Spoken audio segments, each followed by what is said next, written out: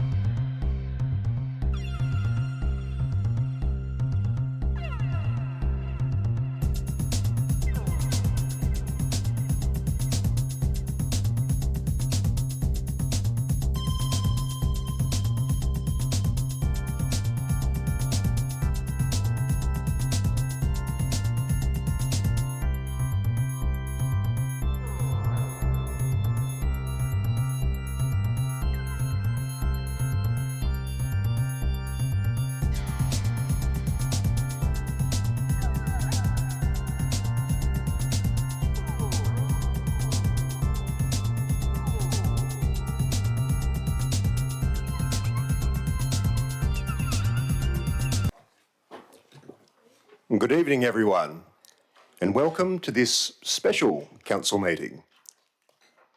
We acknowledge and pay our respects to the traditional custodians of this land, the Whadjuk people of the Noongar Nation, and their elders past and present. I would like to advise everyone that the audio of this meeting is being live streamed to YouTube. I request everyone to please turn off your mobile phones. I remind you that any recording of the meeting proceedings and photography within the chamber is prohibited unless prior approval has been granted, and councillors and city officers are reminded to disclose any declarations of financial interests and interests affecting impartiality, and are requested to activate their microphones when addressing the meeting. So, with that, welcome.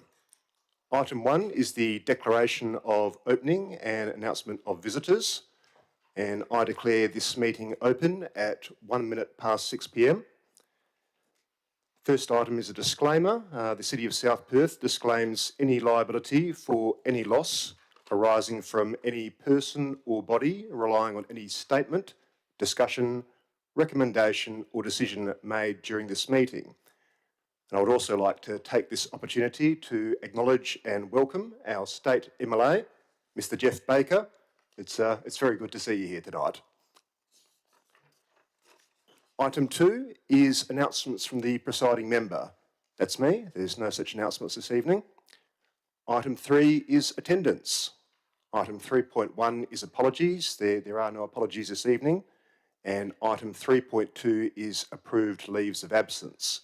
And Councillor Glenn Cridland did have an approved leave of absence for the period 25 October 2022 to 1 November 2022 inclusive, but he is here tonight in any event.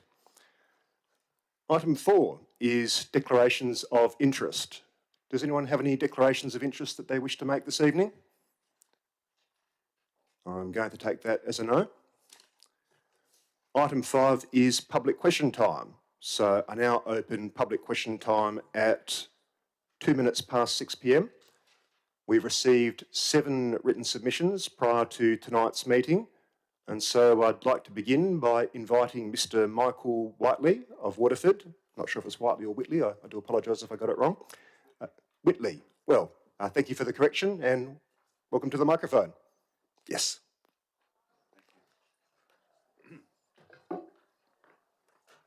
Good evening, Mr. Mayor and councillors. I just had a couple of questions here.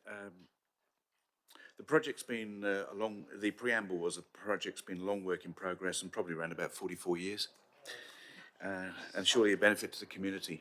First question was, when will the work start on the RAF project? Mr. Atwell, can you help us there? Thank you, Mr. Mayor. Thank you, Mr. Whitley, for the question. So the city has been working on the RAF project for several years, probably dreamt of 40 years ago, but actively working on it for the last several. Commencement of the design and construction are subject to decisions of the council. Thank you, Mr. Atwell. And your second question, Mr. Whitley? When was the estimated time of completion? Thank you. Mr. Atwell? So subject to the acceptance of Officer Recommendation and Report 701 of this agenda tonight, the City will provide advice to Council and the community about the expected timelines for the proposed Stage 1 no later than March 2023. Thank you, Mr. Atwell, and thank you, Mr. Whitley, for your questions. Thank you. I'd now like to invite Ms. Sue Doherty of Como, if you'd like to come to the microphone, and we look forward to your questions.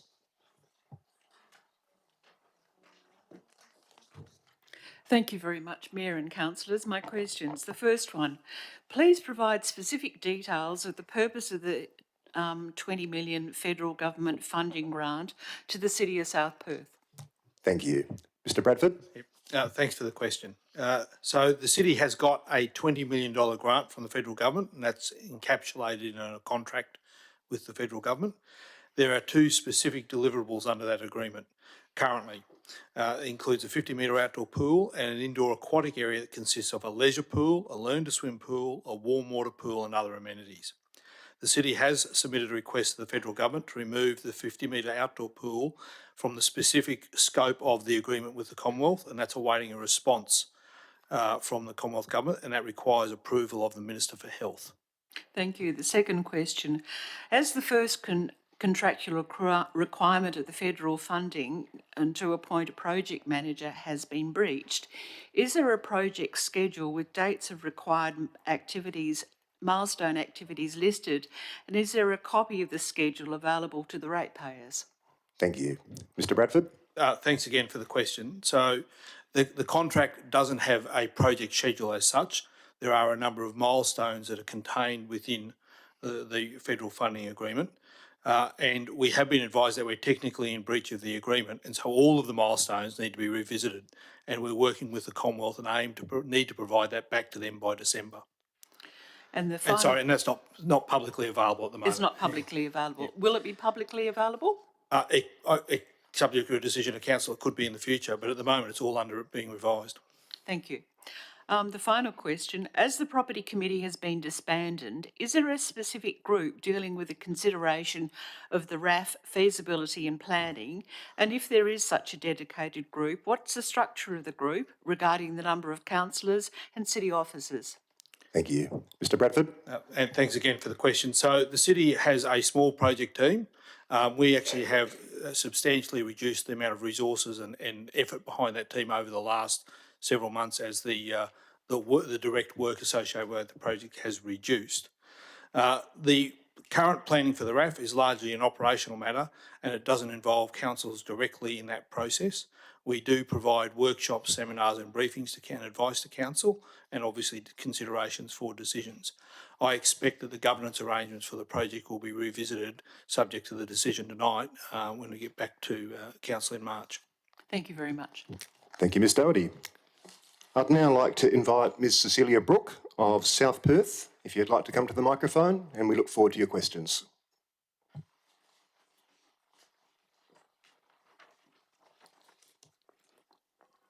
Thank you, Mr Mayor, councillors and city staff. My preamble. As I have stated many times in my previous deputations, the City of South Perth Residents Association Incorporated, COSPRA, have always been supportive of the city undertaking activities to provide an aquatic centre for the residents of South Perth.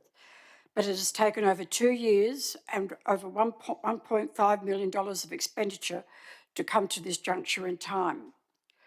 Tonight, the officer's report and the officer recommendation at item 7.0.1 appears to set a way to progress the RAF project, but I urge councillors to consider my following questions when making the decisions asked of you. Will the city redefine the total RAF project with clear deliverables, timelines and milestones at which councillors can decide to proceed or exit the RAF project and make those deliverables, timelines and milestones available to the community? Thank you. Mr Adwell? Thank you, Ms Brooke. Yes for stage one only, subject to council's acceptance of the officer's recommendation tonight. It is not possible for the city to predict when and if external funding will be secured for the future stages. Question 2.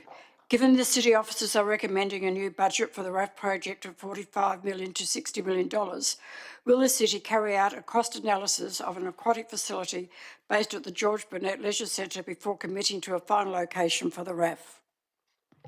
Mr Atwell? Thank you. So no, council endorsed Collier Park Golf Course as the preferred location for the RAF in September 2019. A financially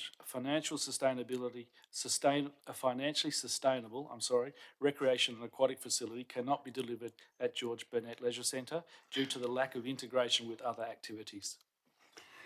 3, council committed an initial amount of $20 million towards the original RAF project and stated that the RAF would be a cost-positive venture and would pay back the $20 million over time. Have council set a time frame for this payback to occur? Mr Atwell?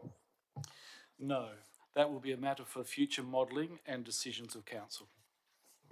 Thank you, Mr Atwell, and thank you, Ms Brooke, for your questions. I'd now like to invite Mr Robert Keith Mitchell of South Perth, if you'd like to come to the microphone, and we look forward to your questions.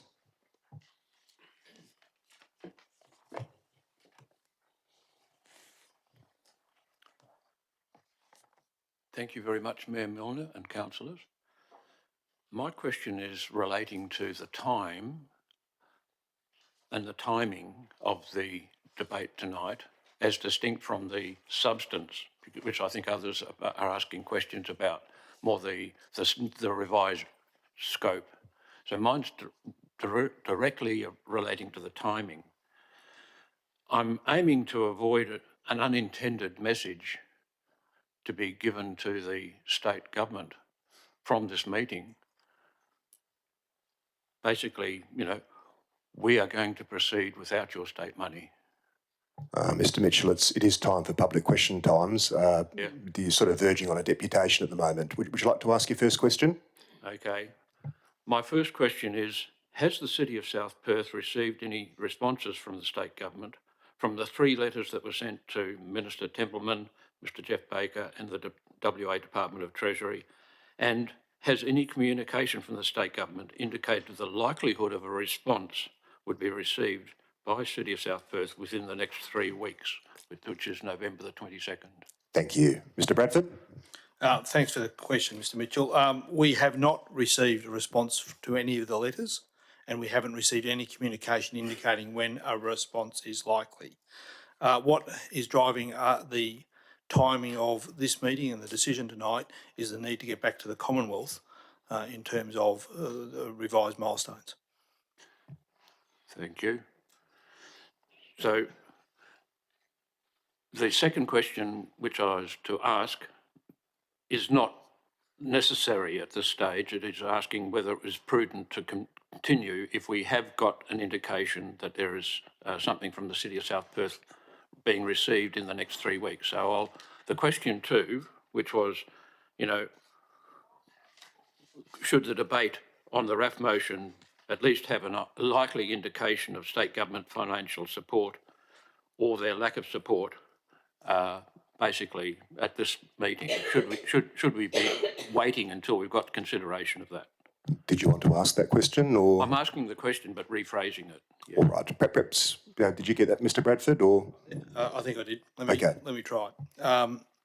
So the decision for council tonight is independent of the requirement for state government funding, and we have clearly indicated that state government funding, if provided, is to be targeted at stage 2, which is the indoor courts, and if the state, at any time that the state government responds, hopefully in a positive way, then we'd be able to engage with them and incorporate that in our planning. Okay. So I come back to the question of what message are we giving to the state government? And so the third question is very relevant. The council and several deputations and questioners at council meetings have raised concerns over the overall cost of the RAF project and the potential impact on the Collier Park golf course. The background to item 7.0.1 tonight states, preliminary estimates indicate that the project budget for stage 1 would need to be around $60 million plus GST to ensure the financial viability and the sustainability of the RAF, which would do greater reputational damage, which is a risk factor, to the City of South Perth to proceed with considering stage 1 without any substantial state government commitment, or to wait a few more weeks for a response from the state government. Thank you. Mr Bradford? Thanks again for the question. Just to reiterate, we've got no indication when the state government may or may not respond, so there's no suggestion that they will respond. The way this proposal is structured, there is no requirement for no explicit requirement for state government funding required to proceed with stage 1. Continuing to proceed with the planning of the project sends a clear message to the state government that the city is committed to the project, and actually would, I think, encourage them to respond positively. Thank you, Mr Bradford, and thank you, Mr Mitchell, for your questions. Thank you. I'd now like to invite Ms Jo Newman of Manning, if you'd like to come to the microphone, and we look forward to your questions.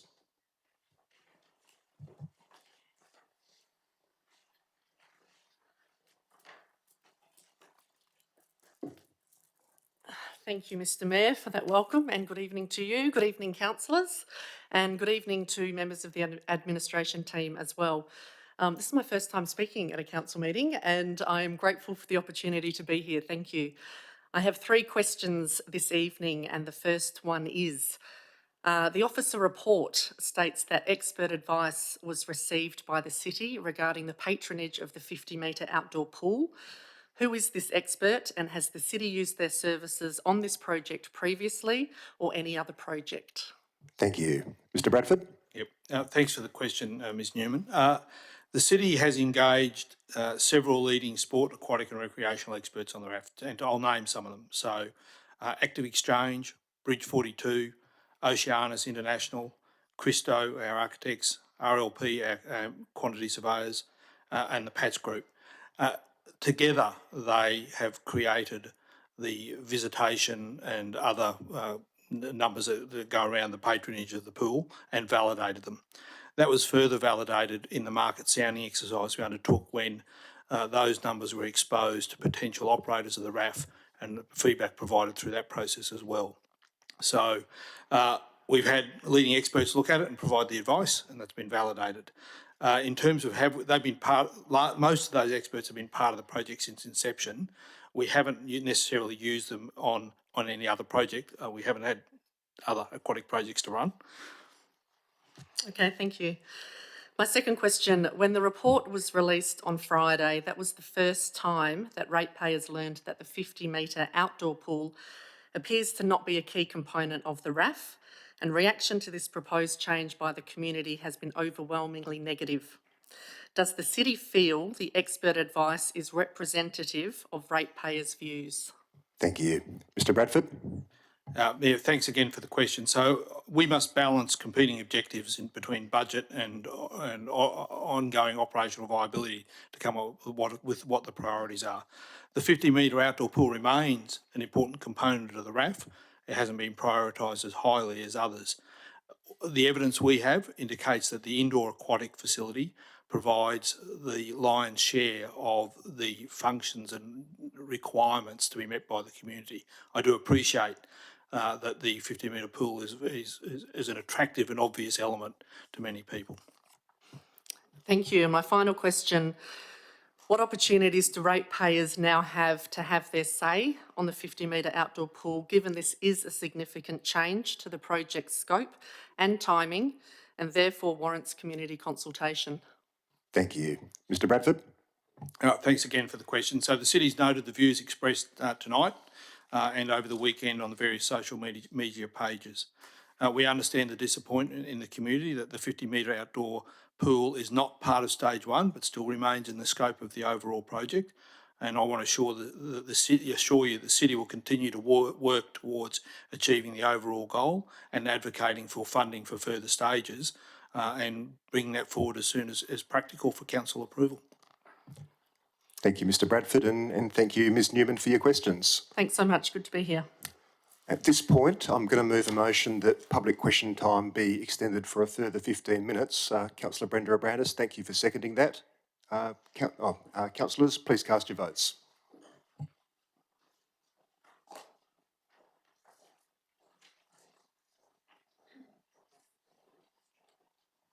And that was unanimous. Thank you. At this stage, I'd like to invite Ms Lorna Boyce of Manning to the microphone. Welcome, and we look forward to your questions.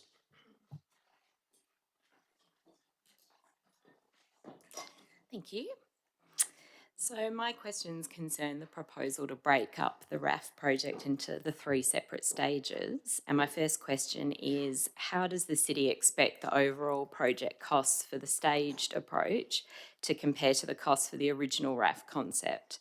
Noting that the construction of a single facility would likely be more efficient due to factors including economies of scale from a larger development, construction occurring at an earlier point in time before costs continue to rise, and minimising disruption and potential revenue loss to early stage facilities during construction of the later stages.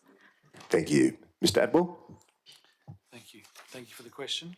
So should the officer recommendation be accepted tonight, the city will undertake a more detailed analysis of the total project costs and the costs associated with stage 1. The costs associated with stage 2 and 3 will not be borne by the city. Commencement of these stages is subject to external funding and council approval. Thank you. My second question is, what is the expected effect of the staged approach on the city's ability to attract private investment for the project, noting that initial investors would be asked to buy into a much smaller and less attractive business than the original proposal for a fully integrated facility, and that investors in later stages would be asked to buy into what the city has indicated are the least profitable parts of the business? Thank you. Mr Atwell? Thank you again for the question. So the city has not tested the market in relation to the proposed staging of that RAF project as part of the planning for the stage approach to the RAF. The city considered all the business units of the proposed RAF and selected the key revenue drivers for stage 1. The city does not envisage that the staged approach will have a significant impact on the quantum of investment from a potential RAF operator. Further market sounding of potential RAF operators will test the assumption should council accept the officer recommendation tonight. Thank you.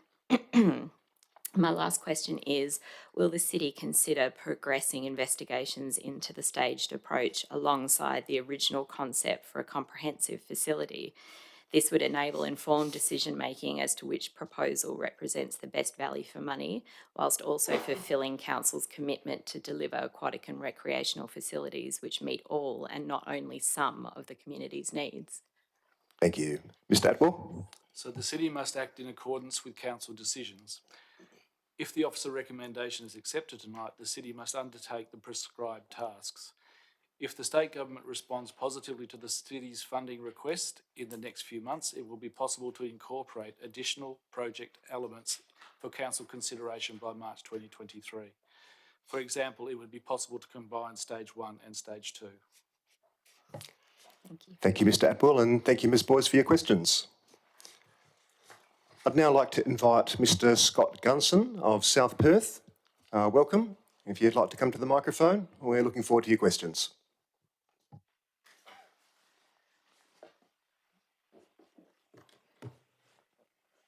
Mr Mayor, councillors. My questions are primarily related to the technology golf driving range with integrated hospitality venue. So my first question, will there be a tender process for the golf management once GolfLink's contract ends in March 2023, or will GolfLink's agreement be extended? Thank you. Mr Adams? Thank you for the question. It's anticipated that the contract with Club Links will be extended in the short term. A procurement process will subsequently be run for the operator for the overall recreation and aquatic facility, including the golf. Thank you. You've probably answered my second question then, but I'll run through it. And that was, will there be a tender process for the design, build and operation of the technology golf driving range with integrated hospitality venue? So you've answered that question for me. I can probably add a little bit more. The technology golf driving range with the hospitality venue is in fact a key component of stage 1 of the RAF project. We're aiming to do that in the first stage. So there'll be a process. If we go forward, the process will be one of the first things we do in terms of procuring an operator. Sure. Thank you. Thank you, Mr Adams, and thank you, Mr Gunson, for your questions. Just going to check with the governance team whether there was any late questions in the tray. No, there wasn't. Okay. In that case, I'm going to close public question time at 6:24 p.m. That brings us to item 6 on the agenda for tonight, which is deputations. And this evening we have 8 speakers who will have up to 10 minutes each to address council. And the first speaker this evening is Ms Honey Webb of Kensington. She is speaking for the officer recommendation at item 7.0.1. Welcome, Ms Webb. The microphone is yours. Thank you, Mr Mayor, Greg. Hello, councillors. Just listening to those questions there, maybe I should have come with some questions, but I'm glad I'm here tonight. Just wanted to thank you for acknowledging the local people of this country. I wanted to acknowledge everybody that's turned up here for this meeting. A lot of us have put a lot of work into this RAF.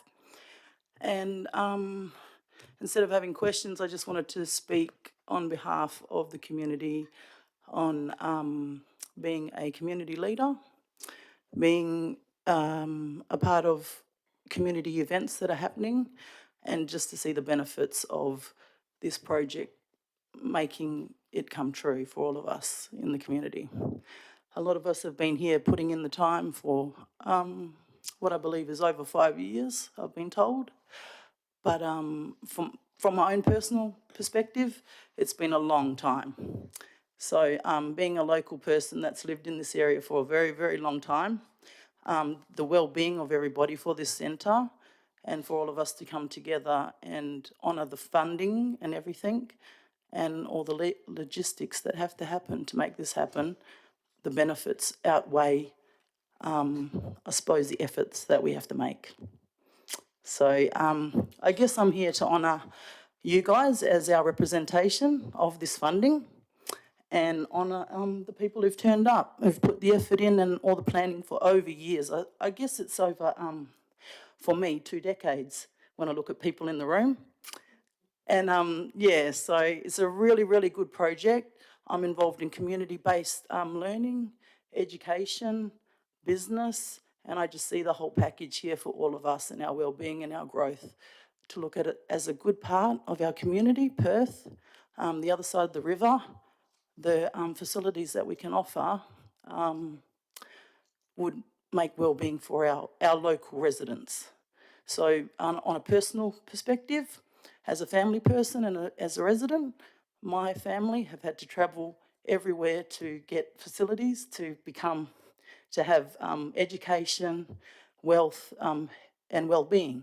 So if we have this in our own community and look after it and make it sustainable and think outside of the box and think about the people that live in the area and think about the bigger picture, this area has been growing on the side of the river, and I would like to be a part of its growth from grassroots.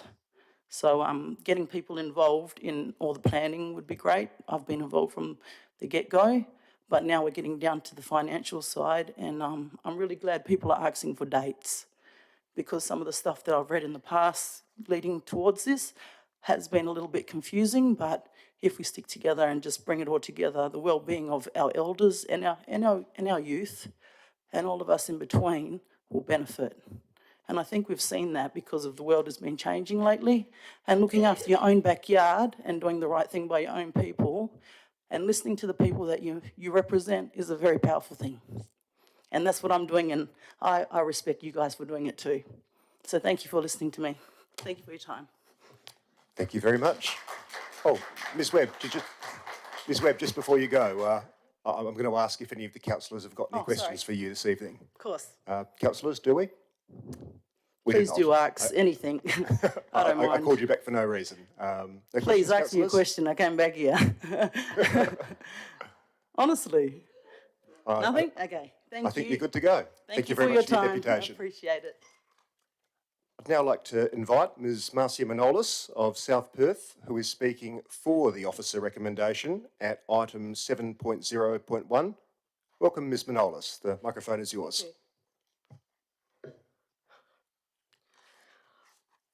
I'm speaking for the motion 7.01, Recreation and Aquatic Facility. My name is Marcia Manolis. I'm Councillor Ken Manolis's wife. I'm an elector and a resident for over 60 years, and I do have my own opinions. I wish to thank the city for giving me the opportunity to do this deputation. This is the single biggest project undertaken to date by the city, and requires a greater amount of due diligence to ensure the financial viability and sustainability of the project. I quote a comment made by the local government minister, John Carey, in Perth Now on the 7th of July, 2022. I quote, "Councils, when undertaking major projects, have to give a range of considerations, particularly the impact on ratepayers. So I always urge councils to be very prudent when it comes to a major decision. The RAF project is a major decision for council," end quote. If council is to proceed with such a large project, the council must ensure the stages in place are followed. At each stage, the required external funding should be secured and also details of the maintenance costs and delivery costs. At a council meeting dated the 30th of October 2018, council agreed to commence the formal engagement to gauge the interest and support for a regional scale multi-use leisure and aquatic facility. There is no indecisiveness by council, only commitment. At every process of the RAF, council has responded to all administration requisition and agenda items. Council committed to procure state and private funding, and to date the city has expended approximately $1.5 million without procuring state funding. It has not been due to a lack of trying by either the city or council. Reading from previous minutes and motions passed, my understanding is council was committed to the RAF so long as the additional funding grants were secured prior to the project advancing, limiting financial risk and ensuring good governance.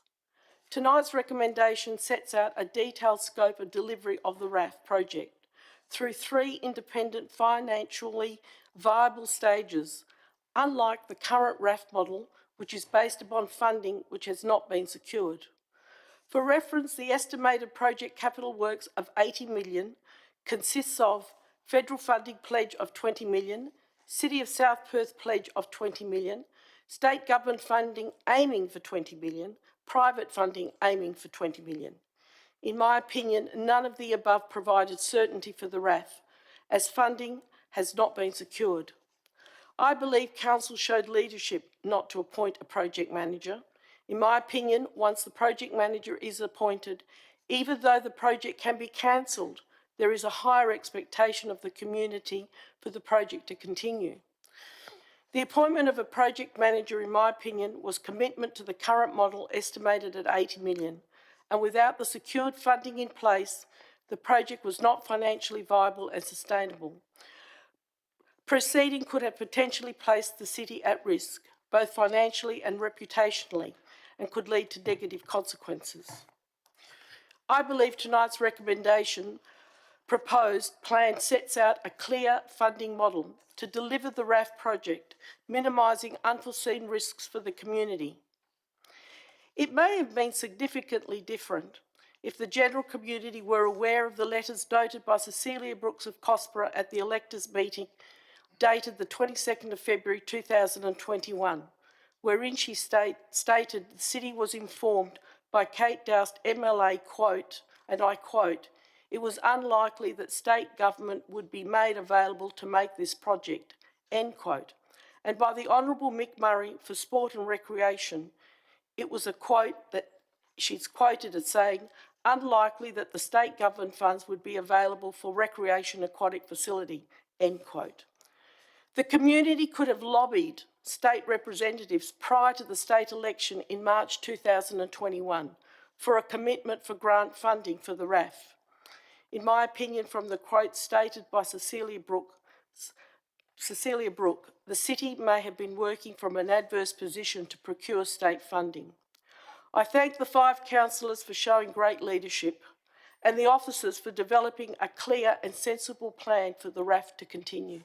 Thank you very much. Thank you, Ms Manolis. Councillors, does anyone have any questions for Ms Manolis this evening? No. In that case, thank you, Ms Manolis, and I'd like to invite Mr Les Osterley of Como, who is speaking for the officer recommendation at item 7.0.1. Welcome, Mr Osterley, and the microphone is yours.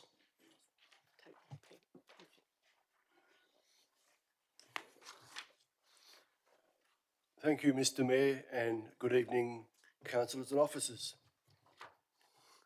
Cospera would like to speak in support of officer recommendation at item 7.0.1. Whilst Cospera supports the officer recommendation, we continue to have significant concerns about the costings and funding of the RAF project. We welcome the staged approach and consider that perhaps this could have been adopted some time ago, given the lack of financial interest in the project from outside sources to date. We welcome that the CEO has requested to provide detailed analysis and of the financial impact of the proposed stage 1, including timing of the project to council, as well as updates to stakeholders and the South Perth community. In supporting the officer recommendation, we ask that council ensures that it takes the following into consideration before committing to any capital expenditure. 1. The RAF financial models and funding strategies are set out in detail before agreeing to proceed, and I note in detail because that's been lacking in my mind. That timelines include milestones that need to be achieved, particularly in relation to acquisition of funding. This may include exit points options and milestones if milestones are not met, and I acknowledge the comments from the CEO on covering some of that already. In the new staged approach, we think that consideration should be given to all possible locations, including Collier Park Golf Course and George Burnett Leisure Centre, particularly given more recent plans mooted for sporting facilities at Curtin University. We think that council should be aware of the state government's funding priorities in relation to the RAF and Curtin Uni as they proceed. We ask that they ensure that projected costings include all engineering considerations, particularly in relation to water table issues. And we ask the council to ensure to their satisfaction that the proposed operator funding model will comply with all open tender requirements. Councillors, at the end of the day, you need to be satisfied that the RAF project is fully funded, financially viable, before you agree to proceed. Mr. Mayor, thank you. I'm happy to answer questions on behalf of COSPA, given that there's been a lot of miscommunication about where we stand on this, but it's up to councillors. Thank you. Thank you, Mr. Osterley. Councillors, do we have any questions for Mr. Osterley this evening? No. Thank you very much for your deputation. Thank you for your time. And I'd like to invite Ms. Jo Newman of Manning, who is speaking for the officer recommendation at item 7.0.1. Welcome back, Ms. Newman, and the microphone is yours.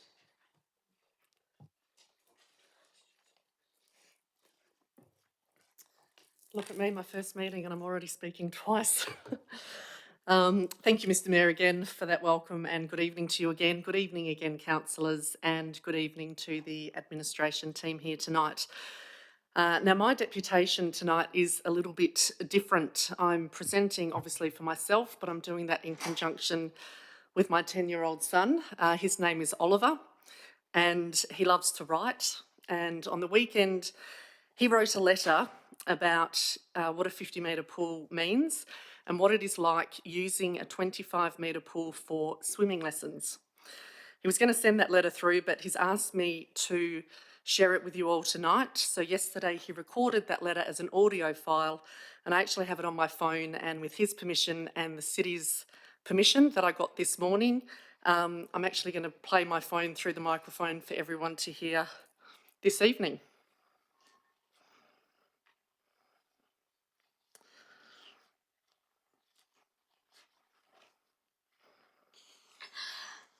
Dear Mayor Milner and councillors of the City of South Perth, thank you for letting me share my letter tonight.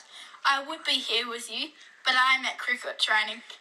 Cricket is a sport that I love very much, just like I love swimming. I think they're about the same. I am 10 years old and in Year 5 at Manning Primary School. I wanted to let you know what a 50-metre outdoor pool means to me, and I speak for every other kid that goes to school and lives in the City of South Perth. Ever since being at school, I've done swimming lessons at Aqua Life in Vic Park. Let's just say it is not good, or otherwise it sucks. At Aqua Life, the indoor pool is 25 metres. When we do swimming lessons, we are in one lane, but the lane is shared with other classes and other kids, not just kids in my class or my swimming level, so we don't swim the entire lane. I reckon the longest I get to swim in these lessons is about 6 metres long. Try understanding a teacher when you can't even swim longer than 10 metres. We are cramped in there, like sardines, and I don't want to be a sardine. It is hard to learn. Just as I'm swimming and understanding what the teacher has told me to do, I must stop immediately, as I'm about to bump into another kid. Because it's indoors, it's hard to hear. You imagine 100 kids making a noise with the teacher yelling instructions. It is chaos. Sardine chaos. If I was outside, I could dive and swim longer than 6 meters at a time. I could hear the teacher. I could learn properly. I could be myself. Inside, you can't even dive. And if you did it, it would have to be a belly flop. Otherwise, you'd hit your head on the bottom. And then there is the bus at home. We're not allowed to get changed at the pool. So we get out soaking wet. And we walk with our towels draped over us to the bus that brought us there. When you first get out, it is freezing and stayed freezing all the way back to school. It is not fun doing that. We don't even get to choose when we do swimming lessons. Sometimes we are lucky and get to do them in term 1, which means warm weather, like in March. But mostly my school does them in term 3, when the weather is not so good. 2 years ago, it was in May, and this year we did them in July. Like I said, freezing. The lessons go for 2 weeks. Always in the second week, there are kids missing. They get sick with colds, achoo, ear infections, or their parents pull them out. It is freezing, remember? So no wonder kids get sick, shivering in a cramped bus, sitting in wet clothes and wet towels for an hour a day. I have failed some lessons because I have missed lessons, and that's because I got sick. The bus ride there and back takes about an hour. Plus, there's the time that we spend lining up, getting changed. We miss a few hours of school a day doing these lessons. The bus ride back there is fun because we can talk and wave at cars, and we are warm inside the bus. But on the way back, it is miserable. Can council please put a 50-metre outdoor pool in the RAF? Let us swim outside like kids and not sardines. Let us play. Let us be kids. For every kid's sake. It'll just be down the road. It's closer than Aqualife and would mean more space. It'd be healthier and us kids could swim longer than 6 metres at a time and practice outdoor swimming, like diving and turning. My mum always tells me that if you want to make a change, you must be a change maker. I am asking you all here to change the RAF report to include a 50-metre outdoor pool, and I invite you all to come and do bombers with me when it's built. Thank you. Yours sincerely, Oliver William Newman.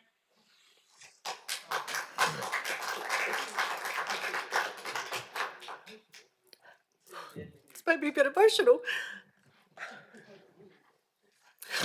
Sorry, excuse me. As you can see, gosh, I'm passionate about this project, but gosh, I didn't think it would move me to tears. It's my son that's made me cry. As you can see, my son loves to talk. You could almost say he could talk underwater. And I guess with his letter tonight and my deputation here, that is actually what we are hoping to achieve. I just wanted to clarify something. He did stumble over his words where he was talking about the bus ride to and from the facility, and it was different from his written letter. And for the purposes of the minutes, I just wanted to clarify that intent. The bus ride there is fun. That's when he spoke about waving to the cars and it's warm. But on the way back, that's what the issue is. It's cold. The kids sit in their clothes. They're not allowed to get changed at the pool. So there's no problem with travelling to a facility to do the lessons. The problem is coming back. And if you listen to the audio that I played through the microphone, I think you transposed some of those words. So I just wanted to clarify the original intent. I spoke earlier during public question time questioning who the expert was who was received in the officer report. And I'm not suggesting by any means tonight that my son is an expert, but he certainly has lived experience of doing swimming lessons in 25-metre indoor pools for most of his 10 years. And when he wrote this letter on the weekend, he told me that he was writing it obviously on behalf of himself. He wrote it on behalf of his school. There's about 420 kids go to Manning, and he wanted to represent the broader views of the city of South Perth. His words were, "I wanted to be representative of a 10-year-old kid and other kids that live here." So in closing, I just wanted to take inspiration from his words again and draw your attention to section 2.10 of the Local Government Act 1995, which says a very similar thing. Your role as councillors is to represent the interests of electors, ratepayers and residents of the district. And obviously as a resident, my family and I are in favour of the RAF, but we are in favour of including a 50-metre outdoor pool as part of the current project scope and timing. Thanks for letting me have my say tonight. Thank you for letting me speak on behalf of my son, using my phone through the microphone. I realise it's an unconventional way to share a deputation, and really appreciate the opportunity to talk. Thank you. Thank you very much, Ms Newman, and I hope you'll pass on our thanks to Oliver as well. I will, thank you. Councillors, do we have any questions for Ms Newman this evening? Councillor Brenda Brandis. Thank you, Mr Mayor, and thank you, Ms Newman, for providing that direct insight for Oliver's real experience. Just a couple of quick questions, just with regard to the six metres, do they actually have limits as to how far they could go in a lane because it's just so busy or restricted? Is that the issue? Yeah, I've attended some of the swimming lessons just as an observer. I'm not a teacher, obviously. I've just gone down, you know, on the days that I'm off as a parent, just because I'm interested, as many parents do. You want to know what your kids get up to on school time. Yes, at Aqualife, the lanes are 25 metres and there's multiple classes happening at the time. So he might not start at the base of the wall. He might start, like he said, 6 metres in, and he swims from where he starts to where it finishes. And there's another teacher standing there with another group of kids behind him. And I think there's sort of 6 or 8 kids in a class, so that's what he was trying to impress. He's trying to learn a stroke, but he has to stop after 6 metres because another kid is actually coming towards him.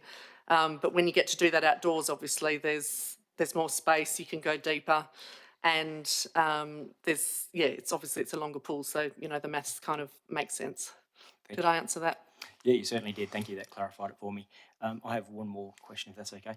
I've not been to Aqualife, but do they not have any change room facilities there? Is that part of the issue as well at Aqualife? No, at Aqualife they've got extensive change facilities. There's a family change room, there's a female change room, and there's a male change room. I think the issue actually lies with the Department of Education and protection and privacy of children. My understanding, when Ollie gets changed at school, we send them to school in their boardies and their school top, and he changes into his rashie at lunchtime, but they separate the boys and the girls. And I think that's just a duty of care that the teachers have.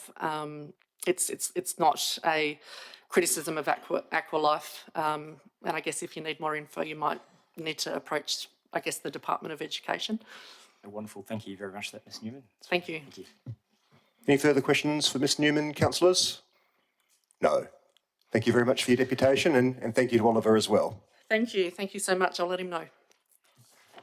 I'd now like to invite Mr George Watts of Carrawarra to the microphone. He is speaking for the officer recommendation at item 7.0.1. Welcome, Mr Watts. Yeah. The microphone is yours. Sorry. So consideration for a pool facility in the city of South Perth was first raised 60 years ago. The need was there then, as it is now. We've been presented with an opportunity that will unlikely ever be available again, and that is to meet the recreation and aquatic needs of the community in one project with funding that does not come solely from the ratepayers' pockets. The project has had more than its fair share of setbacks and delays so far, and I would like to take this opportunity to thank the City of South Perth administration in righting a wrong and accepting the petition which was unjustly rejected by the councillors. This petition should provide sufficient evidence that the need and desire for a facility of the type proposed here is enormous within the community. During canvassing of people for the petition, a range of 0 to 3% of people approached chose not to sign the petition. So any notion that the need and desire for the facility isn't there is very much a vocal minority exercising their democratic rights. The petition was run over the course of a little over 1 month period. So if the idea that the largest verified signature petition in recent history of City of South Perth in such a short space of time is not compelling evidence, what number would convince councillors? Do we need to knock on every door of the city? As I'm certain a similar level of support would be found. The recommendation that is presented before council today is clearly the product of walking the tightrope of maintaining the integrity of the project, ensuring that the amenity that is needed to be provided to the community is achieved, whilst allaying the fears that has been fostered in some elected members in regards to the manner in which the project is dependent on funding that is yet to be attained through external means. The administration should be commended for what is being recommended tonight, as the staged approach proposed alleviates this risk, allows the project to proceed, maintaining the $20 million of federal funding already secured, whilst waiting for the required state government funding for the indoor court component of the facility. I strongly endorse the approach to the project that's been recommended today, with the only caveat that prevents me from being able to be reasonably certain that all those that sign the petition presented by me would feel similarly, is that the 50-metre pool being included as stage 3 of the project leaves this part of the aquatic facility at risk of not being constructed. The 50-metre pool is a significant part of the aquatic facility's community infrastructure that is included in the Community Recreation Facilities Plan. And as such, while supporting the recommendation of the administration, suggests that part of the update of the RAF operational and financial models include a method of ensuring that funding for stage 3 of the proposal can be assured of occurring. With this small tweak, what is before council today, I am confident can be supported by all councillors as it addresses concerns of funding arrangements, mitigating any risk and achieves the requirements of the Community Recreation Facilities Plan, resulting in a project that has overwhelming support of the community come to fruition. I urge councillors to endorse the officer's recommendation presented to you today. Thank you. Thank you, Mr Watts. Councillors, do we have any questions for Mr Watts this evening? No. Thank you very much for your deputation. I'd now like to invite Ms Sue Doherty of Como, who is speaking against the officer recommendation at item 7.0.1. Welcome back, Ms Doherty. The microphone is yours. Thank you. I only put against because there wasn't a capacity to put neutral. So that's why I'm against, but I'm not really. I'm a financial member of COSPRA and I do not agree with the views that they've taken in relation to the RAF, and they don't speak on my behalf. I'm also the administrator of a Facebook page, Support the South Perth Aquatic Centre, which when I last spoke to you had 420 members. Now it has 755 members who support the RAF. I was actively involved in lobbying for the $20 million the city received from the federal government in 2019 towards the RAF. The time and effort in visiting Canberra, outlining the need for an aquatic facility which incorporated a recreation component in the city was hard work and comprised of discussions with the then Federal Treasurer along with the Opposition Minister for Infrastructure as well as other federal government officials. Notwithstanding the conversations and commitments from a range of bodies in and around South Perth, including Curtin University, Clontarf, public local schools, sporting groups, to name a few.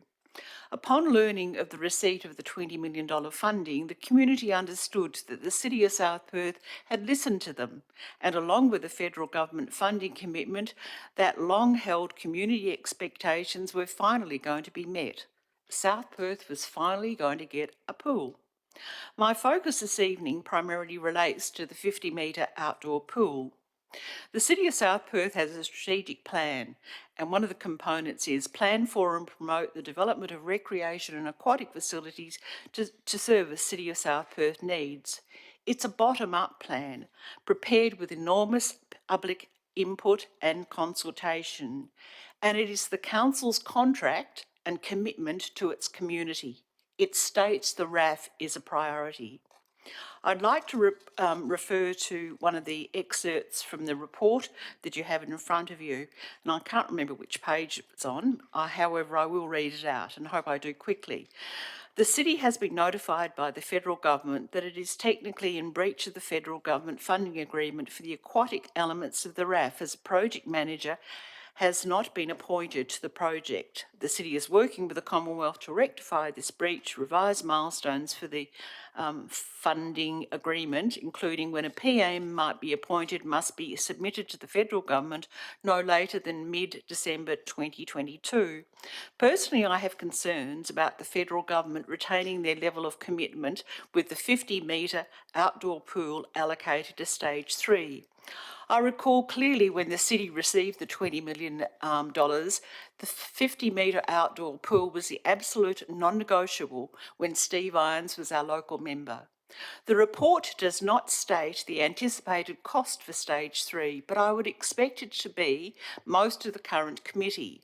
This I consider a high risk for the council and the city. There is in my mind still the overall uncertainty of the federal government accepting the current breach, and I'm optimistic that utilising this funding can be undertaken in the very short term, as it's been sitting around for way too long. One aspect I'm unable to find in this report is how the federal government requirement for revised milestones for the appointment of a project manager will be dealt with. And I'm disappointed this is not included as a recommendation. Should it also not form a part of the recommendation? My next point is there have been considerable delays to commencing the design stages, and it goes on about concept, schematic, details of the RAF project, and it outlines the delays. And it talks about delays commencing construction are a major contributor to the escalation of costs associated with the project. The city has continued to monitor escalation of the WA market and impact on the RAF project and value engineering processes to support managing projected costs and scope have been effective to date. With further delays to the commencement of design and construction, it is now necessary to consider other approaches, including changes to functional elements. I don't agree with the statement delays that they will result in increased costs. In fact, the dithering has been to the advantage as the COVID boom passes. All the talk of recession, so by 2024, 2025, costs are more likely to be reducing. Reading from the text of the report, inclusion of a 50-metre outdoor pool later enables the city to determine community demand and further assess the benefits and risks associated with construction and operation. The 50-metre outdoor pool is not a key revenue driver for the RAF and attracts ongoing fixed operational cost. Commencement of stage 3 would be subject to future approval by council, with all costs, capital and operation to be met by a RAF operator and or private investment. For me, if 50-metre public outdoor pools made money, they'd be built at the moment by the private sector, and they're not. They are a public service requiring public investment, and that's why we pay taxes and rates. It's an unrealistic, in my view, kick the can down the road suggestion with no real likelihood of it ever happening. I think the best approach is to proceed with stages 1 and 3 now.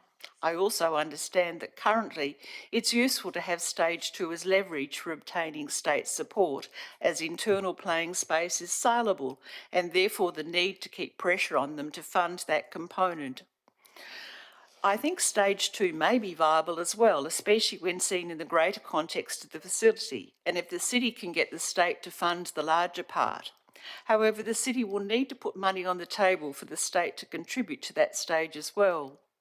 Relying upon an operator or a private investor, however, is fanciful, and it takes away the logic of excluding stage 2 as proposed to try and extract a commitment from the state. I'm getting towards the end, so I suppose I'm running out of time too.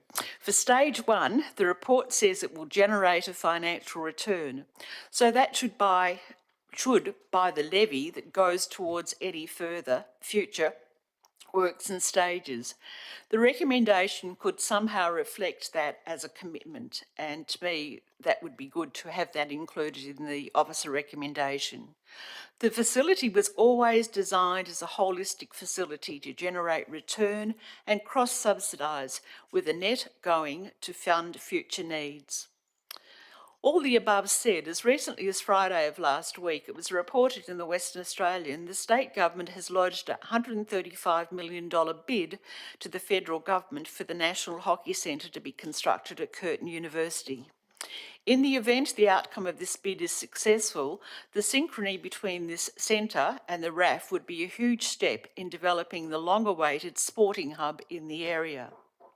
Infrastructure is long-term in delivery and above short-term politics. Tonight, Council has the opportunity to fulfil your contract with the community and move forward in delivering the RAF. You are our community leaders. We look to you to make decisions for the future of the city. Thank you for your deputation, Ms Doherty. Councillors, do we have any questions for Ms Doherty this evening? No. Thank you for your deputation. I'd now like to invite Ms Lorna Boyes of Manning, who is speaking against the officer recommendation at item 7.0.1. Welcome back, Welcome back, Ms Boyes. The microphone is yours. Thank you. Hello again. I also ticked the box to speak against the motion because there wasn't another option. Not against the motion or the recommendation in whole, but I think there's a middle ground to be had there. So, in principle, I don't believe that we should be breaking up the RAF into separate stages because this is not something that has been requested by the community. The vast majority of the community expect council to deliver on its commitment to build a fully integrated recreation and aquatic facility which meets the community's needs. And restructuring the project is not something that has been requested by the funding bodies either. The federal government has notified the council that we're in breach of the funding agreement, as we all know, and has requested council to provide updated project delivery milestones.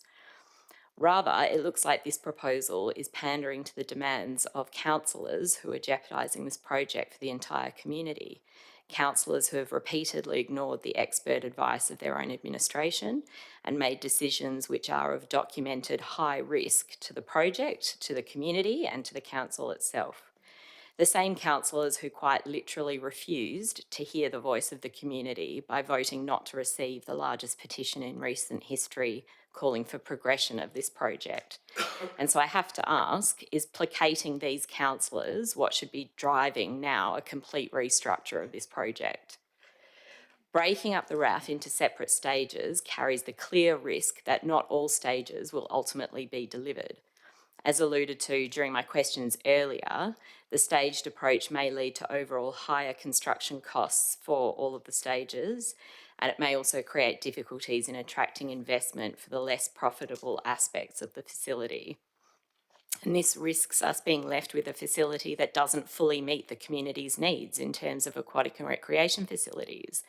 In other words, a facility that doesn't deliver on the city's own strategic plan, something that may well be underutilised as a result, something perhaps like the current George Burnett Leisure Centre. So instead, I'd urge the council to not just abandon the original RAF concept at this very preliminary stage. Rather, I'd suggest that design and costing for the full project could still progress alongside investigations into the staged approach as an alternative. And then when we have enough actual data to really compare the costs and the benefits of each approach, council can make an evidence-based decision on what's the best option. And that's something that I think has been sorely lacking in all the debate on this issue. There's been a lot of noise around the macroeconomic climate that we find ourselves in, but there's been no solid evidence as to what all of that means for this particular project, because the design and the costing work for this specific project hasn't been done yet, because alternative options, including potentially a staged approach, haven't been explored, because all of the information which you would expect to be considered prior to making key decisions on a project like this simply isn't available yet. But it's not too late. It's not too late for council to fix the mistakes of the past by now properly exploring all available options and making an informed decision about which one represents best value for money whilst also addressing community need. And there's no need to exclude the original full raft concept from those investigations. In fact, council owes it to the community to properly consider the viability of the full project alongside other options before it is simply cast aside without having had any community consultation on that. So if, after exploring all of the options, the staged approach is preferred, then I would urge council to consider how stage 1 might be structured so as to ensure the viability of the later stages to come. And options for that could include charging a levy on stage 1 users to help fund the subsequent stages, or incentivising the stage 1 operator in some way to buy into later stages. And I'm sure there are many other options which could be explored as part of that. But the point is, if the project is ultimately broken into stages, council owes it to the community to structure it in a way that ensures that all stages will actually be delivered and in a timely manner. And as I said, council now has an opportunity to take back control of this flailing project, to cut through all the noise and all the emotion and take an evidence-based approach to this next phase of development, and to repair some of the damage that's been done to the relationships with the community, with the government, and with other stakeholders. So I'd urge the council not to waste that opportunity. Thank you.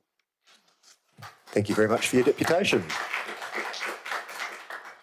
Councillors, do we have any questions for Ms Boyes this evening? No. Thank you very much for your deputation. I'd now like to invite Ms Cindy Bateman of Salter Point, who is speaking against the officer recommendation at item 7.0.1. Welcome, Ms Bateman, and the microphone is yours.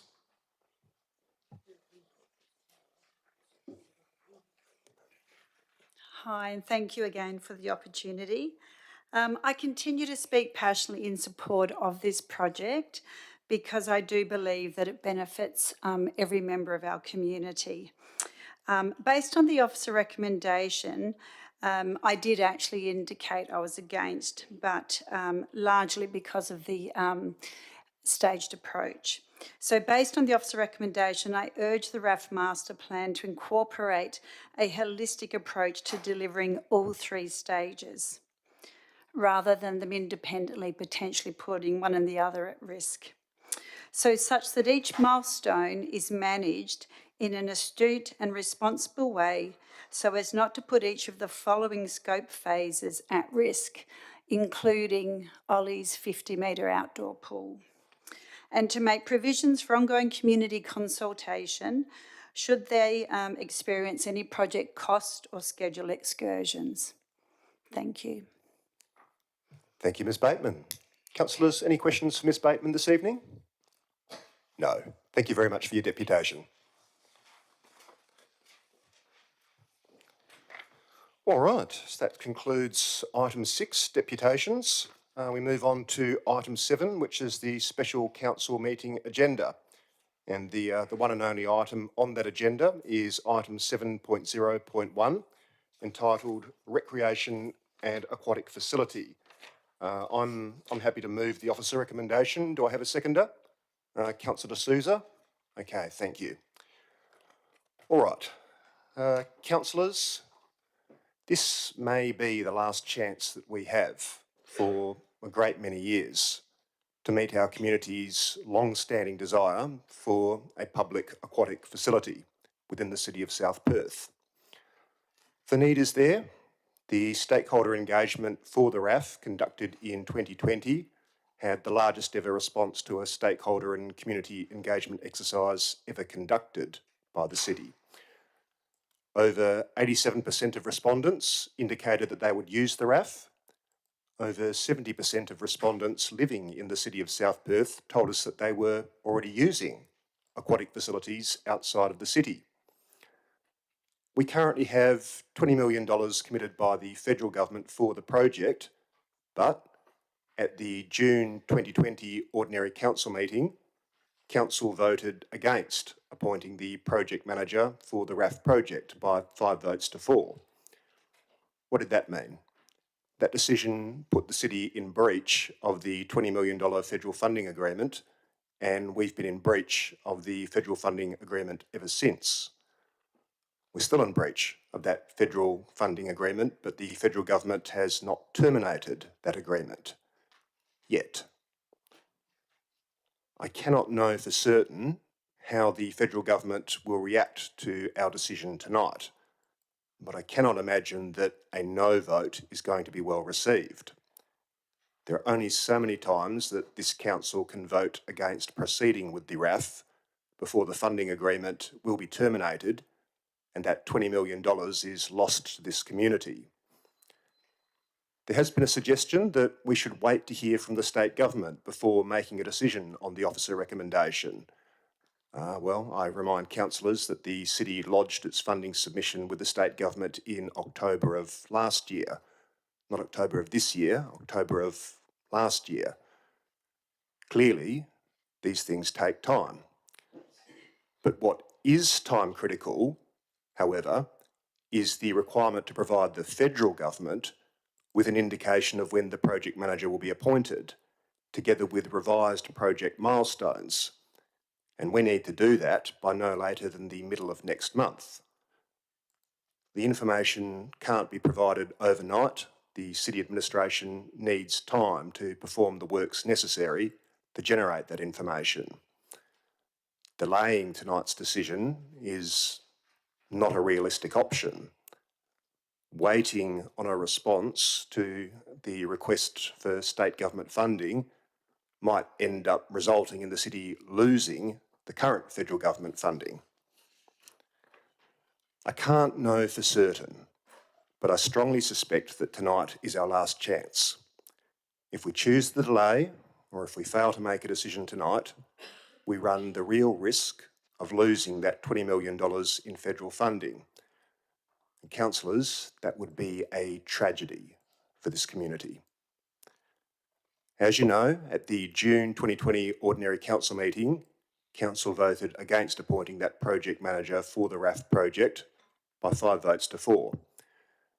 And I've gone back and I've listened to the recording of that debate on that item a number of times since that meeting. Without wanting or attempting to put words into the mouths of individual councillors, I got the impression from that debate that some councillors were concerned about the overall financial viability of the RAF project as a whole. Uncertainty about whether or not the state government would be providing a funding contribution to the RAF project also seemed to be weighing on the minds of some councillors. The city administration, in response, has endeavoured to provide a solution, one that will be acceptable to hopefully all, but at least a majority of councillors, to the federal government, to Curtin University, but most of all, to our community. I think they've succeeded. By dividing the project into 3 stages, the officer recommendation allows us to leverage the existing $20 million grant from the federal government and the $20 million already committed by council into the most profitable components of the current RAF model. It allows us to safely proceed with the project elements identified in stage 1 without having to wait for a response from the state government.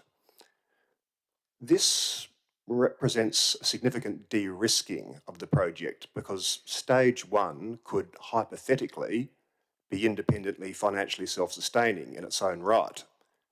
Stage 1 allows the City of South Perth to finally deliver on the public aquatic facility that our residents have been calling for so very long now.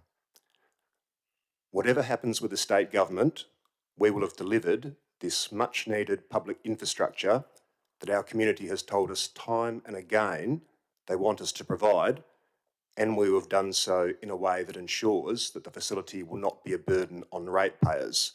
I'm going to interrupt myself because that's almost 5 minutes. Would anyone be kind enough? Thank you, Councillor Cridland, a seconder. Councillor D'Souza, thank you. Councillors, please cast your votes as to whether or not I should be granted a further 5 minutes to speak.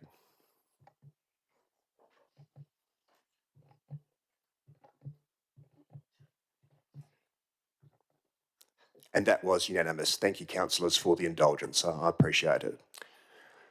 Stage two. Stage two is obviously dependent on state government funding.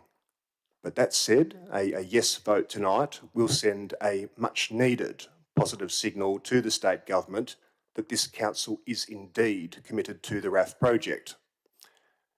The need for indoor sports courts is there, and the excess of demand over supply isn't going to be satisfied anytime soon. I think the state government could justifiably take confidence from a yes vote tonight. And I also think the state government could, quite reasonably, view the RAF project as being their best and most cost-effective opportunity to help address the chronic shortage of indoor playing courts within the Perth metro region. The biggest obstacle to the state government providing funding towards indoor playing courts at the RAF is, at least in my opinion, uncertainty about whether this council is genuinely committed to this project. Let us aid the state government in their deliberations and remove that uncertainty once and for all by voting yes to the officer recommendation tonight. In the time that I've got left to me, I will speak a little bit about stage three. And I was aware prior to tonight, and tonight has reaffirmed it, that there's concern in the community about whether stage three will actually happen. And the truth is, I don't know. I would like it to happen, absolutely. But there are a lot of unknowns between tonight and whenever the final council vote on stage three might be. But successfully delivering stages 1 and 2 will maximise the city's opportunities to leverage further external funding opportunities to deliver stage 3.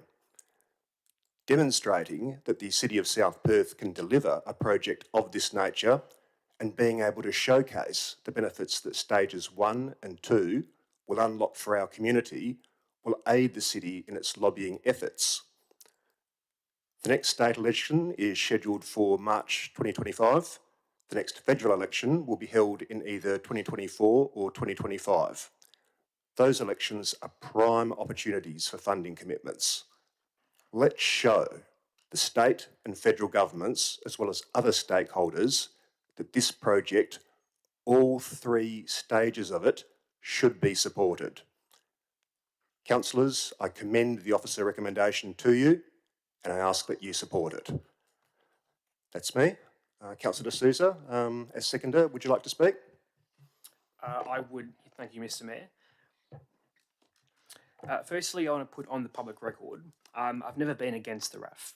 That's why in 2018, I voted to commence the process and investigative works.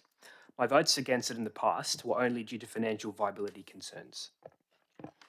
To this end, I'm encouraged with what the CEO and administration have presented back to Council. By staging the RAF, the Mayor's right to say it mitigates financial risk. I was pleased the recent federal budget left the $20 million grant untouched. It's a relief, and if the motion passes tonight, we'll be in good shape to get back to the federal government with revised milestones by the end of the year. I view stage 1 as the best bits of the RAF, the ones most likely to drive operational viability. Components like the indoor pool, including learn to swim, food and beverage, and the health club. Financial viability has always been my red line, and I think this proposal goes a long way to addressing that. And it was touched on tonight, the potential for a sinking fund or a levy to address stage 3. I am open to considering that, but I think it's important to have this piece of work done, and then once we have the modelling updated, we can consider the rest of that in due time. It's also good to see the project being rescoped and recosted. A lot has changed in the economy and global markets since the RAF was proposed. So it's important, as I've said, to have a refresh of the operating and financial models underpinning the RAF, and that's another tick in my eyes. I want to now address the petition, which is something the community has expressed a lot of interest in, and explain my vote. This is my first public opportunity to express this in the forum of council. Other forums, I believe, are not appropriate for the nature of the explanation I'm about to provide. Now, it's not easy to say, at least for me, but everyone needs to be upfront as me, and me as a community leader has to be forthright with the public. So basically, I was concerned the contents of the petition might have been defamatory or had legal implications for council. I was led to believe this, but I was incorrect. In the procedural confusion, I was not able to put this question to the city. I didn't have the opportunity to clarify this question. Without that opportunity, I made the decision I did based on the information at hand. Having sought the CEO, Mr. Bradford's advice, and based on what I now understand, I would have made a different decision. In hindsight, I would have put this question to the city earlier, received the advice, and satisfied with that advice, would have voted to accept the petition. I want that to be put on the public record. I do regret this and want to make public that was never my intent. If the petition was tabled again, I would vote yes. And in fact, I went so far as to raise this with the CEO to see whether it could be retabled. The answer, however, was no, because it's already been dealt with, and I accept that. Now, I know this is an excuse, but I hope the public can accept my explanation. I want to play a constructive role going forward because we have to bring our community together. Hopefully today is day one in that process. However, I worry the scheduled special electors meeting next week might risk undoing the good work done today. It risks deepening community divisions and might potentially not be productive going forward. If we gain consensus tonight on a workable and realistic pathway forward for the RAF, I urge the community from all sides of this debate to come together. We can achieve more together. I thank the CEO and the administration again for the solution. It's a good compromise. We should all in council and the community work constructively going forward. As I've said, I believe this is day one going forward for this important facility that our community wants. Thank you, Councillor Sousa. Councillor Credland. Thank you, Mr. Mayor. Would you indulge me with a question? By all means. Now, my question comes from one of the presentations that I heard tonight, in which the presenter said that the previous federal member, Steve Irons, was adamant that if there's no 50-metre outdoor pool, that there will be no $20 million, and that is the agreement. You either build it or you don't get the money. I had heard people talking about that in the community, that is a risk. Does the CEO or yourself, have you heard anything from the federal government to indicate that that is the case, that we would lose the $20 million if we go for the staged building of the outdoor pool as stage 3 rather than as part of the integrated facility at once? Mr. Bradford? We've been in discussions with the federal government since the June decision around revising the milestones and having those discussions. Things did go a bit quiet in the lead up to the federal budget, and I don't know whether it was under consideration at that point. But on Friday we had a discussion with the Commonwealth again. They confirmed that as a result of the budget process, the $20 million was intact because we have a contract, notwithstanding we're technically in breach, and that we have requested a change of scope to remove the 50-metre pool as an explicit requirement of that agreement, but not necessarily out of the scope of the overall project, and that has been viewed positively by the officers, noting it has to go to the Minister for consideration. There has been, and the Commonwealth provided an email on Friday where they confirmed all of that, and they understand there is a meeting tonight, and they were looking for clarity from council around what council wants to deliver and when they want to deliver it, in order to, and they believe that will positively inform the minister's consideration of the changes that we've requested. There is no suggestion, and it's explicit, they are not suggesting that the $20 million grant would be reduced if the scope is reduced. That is not the case. Thank you, Mr. Bradford, and thank you, Councillor Cridland, for the question. Councillors, Councillor Russell, speaking either way or question. Thank you, Mr. Mayor. I'm going to speak for the item, but considering the sensitivity of the item, I would hope that you would not go straight into the debate, or straight into the vote, sorry, if there's no one to speak against the item. No, it's happy to have debate on both sides, absolutely. So with that, I'm going to ask if there's anyone who wishes to speak against the officer recommendation. No? Is there anyone else who wishes to speak for? Councillor Russell. Thank you, Mr. Mayor. Before I speak for the item, I just wish to ask a question regarding the petition and the clarification of the petition. I think the community need clarification. So since the PM's tender expired the 30th of June, which was 2 days after the decision at the OCM, could the city advise if it advised the petitioner at any time that his request for council to reconsider the June OCM decision in relation to the PM tender was not actually feasible for council to act upon, or indeed does the responsibility lay purely with the petitioner in this respect? Who should I send that one to, officers? Mr. Bradford? Thanks. I'm not sure I get the last bit of the question, but I'll try and answer it. We don't tell petitioners what to put in their petitions. And so we weren't in a position to do that. The process through which petitions are dealt with, as laid out in the standing orders, is that once received, we refer to an officer and a report will come back dealing with the petition. That's what's happened tonight, and the commentary about the project management tender issues is dealt with in this report. Certainly, after the June decision, the administration considered what options we had available to us, and one consideration was simply to seek a further extension of tender validity from all of the tenders, as we had done previously, but for various reasons we decided not to do that. Does that? Would you like to speak to the item now, Councillor Russell? Yes, I do. Thank you. So, yes, I wish to speak in favour of the officer's recommendation, and I do so on the basis that, as the old saying goes, a bird in the hand is worth two in the bush, in that where necessary, it is better to secure a small opportunity than risking all for the larger opportunity. Now, I can understand that some within the community are disappointed that the RAF components are proposed to be staged and therefore prioritised, particularly the 50 outdoor metre pool.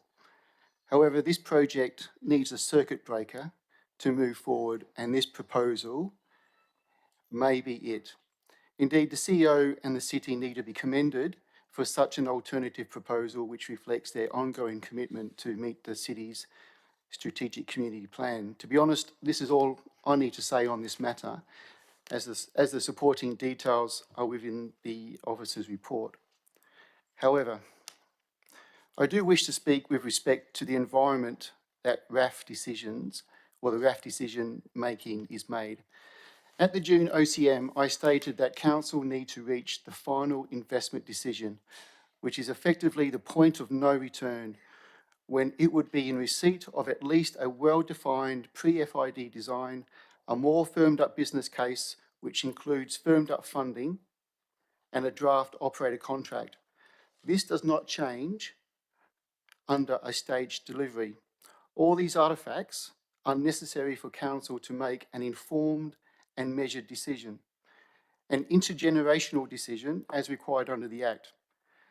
Unfortunately, this seems to have gone amiss in parts of the community where no reference at all has been made to the FID, as it would seem that the RAF needs to be built regardless of a merit-based decision-making process. This cannot be the case.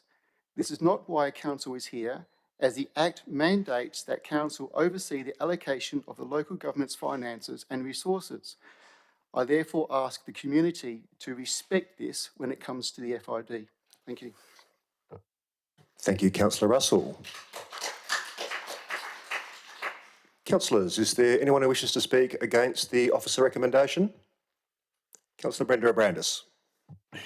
Sorry, Mr. Mayor, I don't want to speak against. I have a few questions I wouldn't mind asking. By all means. Thank you.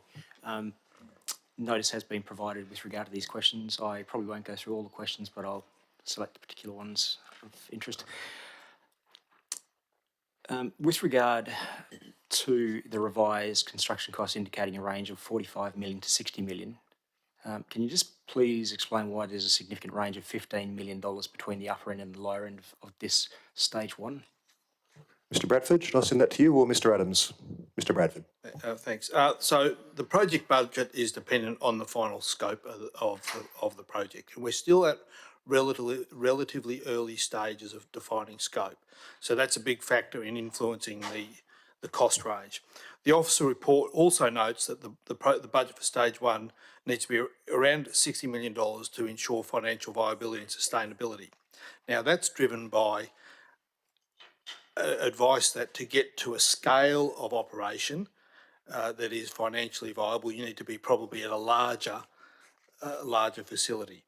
These are all, at this stage, kind of desktop views of what that means. And so that's why we proposed coming back with options in the range of 45 to 60 million. We'll provide analysis and options in that range. And then the scope and assessment of financial viability can be assessed by council. So in short, it's the project scope and the influence of financial viability that's resulted in a level of uncertainty that reflects the cost range. This will be resolved through the work that we'll do if the officer recommendation is approved. A few more questions, if I may. Under the original model of $80 million, the city committed to contributing $20 million, so that was a quarter of the funding commitment. So under the new model, could you please advise if the city is still continuing to commit $20 million, so it may reflect up to 50% in stage one of the construction concept? And would consideration of a proportionate reduction for stage one be made? Mr Bradford.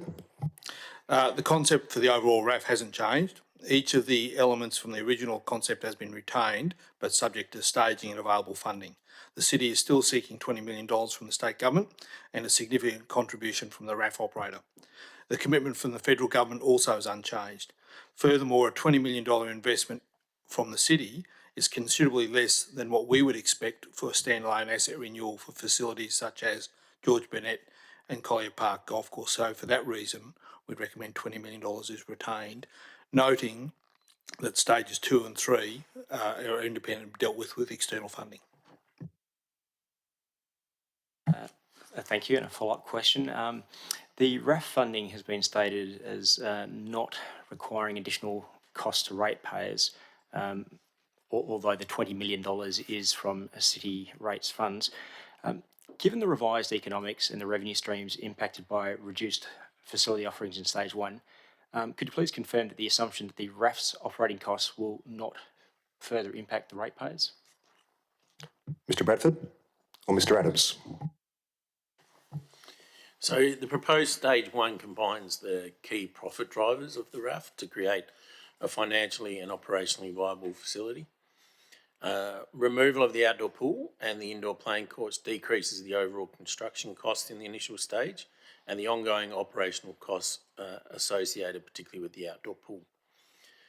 The area allocated to each business unit of the proposed stage one does not differ materially from the value engineering undertaken by the city in late 2021. The RAF financial and operational models were updated to reflect the value engineering exercise and there was no impact.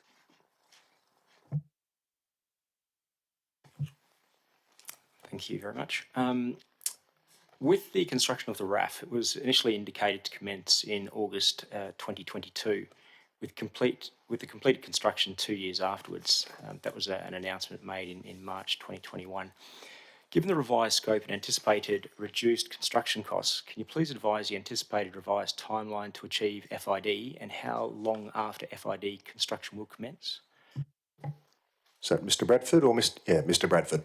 So the officer recommendation in this report notes that the city is going to report back in March 2023. We anticipate that council would make a decision on whether stage one will proceed at some point after that in 2023. We will provide an update on timeframes, timelines and milestones when we report back in March, no later than March. Further questions, Councillor Brenda Brandis? Yes, thank you, Mr Mayor. Could you please confirm with regard to stage one RAF that the offering includes a new golf clubhouse? And if so, could you just confirm the approximate cost of what the clubhouse might be?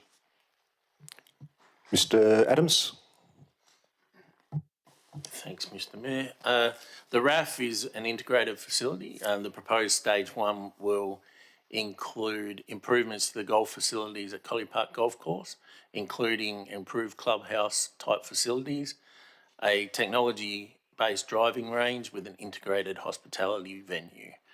As a result, it's not possible to separately identify the costs for a golf clubhouse. We'll have to come back with the cost of that whole stage. Councillor Brenda Abrandis. Thank you for that response. Thank you, Mr. Mayor. Still with regards to the golf clubhouse, could you please advise if an opportunity is being considered for a longer term lease to a possible golf course operator to undertake either replacement of substantially the existing facilities or a fit out to mitigate the construction costs for the city? And if this is being considered, what would the potential impact on construction cost savings amount to? Mr. Adams. Well, no, we haven't considered that separately. The city's been acting in accordance with council decisions and the strategic community plan, which has been a plan to plan for and promote a recreation and aquatic facility. And we'll be looking for an operator for the whole facility, and that operator will be required to invest a significant amount of capital into the project. Councillor Brenda Abrandis, and perhaps you can let us know how many more questions you've got. Thank you, Mr. Mayor. I do have a few more, but I only want to ask this last one. So, by all means. Thank you. Confirm under the proposed Stage 1 RAF project that the expected annual rate of return, so the return to the city of the 20 million contributions, if you could just provide a bit of information as to what the expected payback would be on that, or what the time would be for that to be returned to the city. Mr. Adams. So I'm not able to answer that question at this time. The purpose of the officer recommendation is to actually undertake the analysis that will enable a final investment decision by council. Once this work's been completed, council will have a full picture of the projected returns for the project in comparison to the 20 million or more that will otherwise need to be spent on renewal or replacement of assets such as George Burnett Leisure Centre and the facilities at the Collier Park Golf Course. Thank you, Mr. Adams, and thank you for the questions, Councillor Brenda Abrandis. Councillors, is there anyone who wishes to speak either for or against the officer recommendation who hasn't spoken? Councillor Choi, and please let us know if you're speaking for or against the officer recommendation. Thank you, Mr. Mayor. I'll be speaking for the officer recommendation. Following some difficult decisions in recent times, based in my view around solid financial concerns, I'm grateful to the CEO and administration that an updated report on the recreation and aquatic facility is finally here before us. It contains a proposal that considers some major changes, as I see it, to the planning and delivery of the RAF. This includes a revised scope of works with 3 independent stages, each requiring to be financially viable and each subject to council approval to proceed, together with revised costings and up-to-date financial modelling to be undertaken and presented to council in early 2023. In my opinion, those who have expressed growing concern over the financial status of this project, not to be confused with the overall merit of the project, have had just cause. This includes those concerns raised by councillors and also the public at large, residents and ratepayers. I reaffirm my support for the provision of increased recreational facilities in our district, as I always have. It is indeed necessary, but I also agree that it can't be at any cost, including and especially for this facility being the largest single project in the city's history. Contrary to what I am hearing some residents say, which appears to be the higher value of a minority of our constituency, this is definitely a financial matter and decision, not just a social one. Anything less, in my view, is not responsible good governance.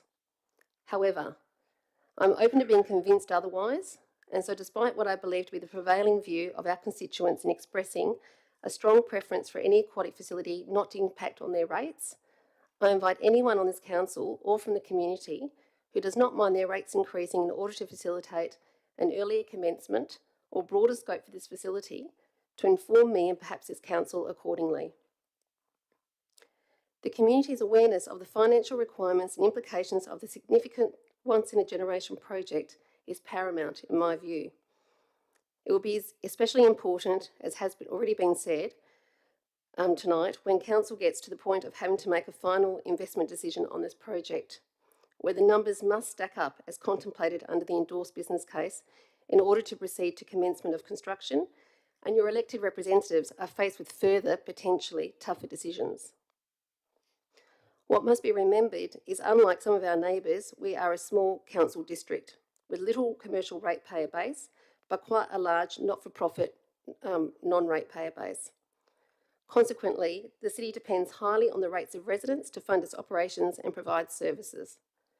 The city also has a running deficit, with the city and council working hard behind the scenes to get us to a surplus position.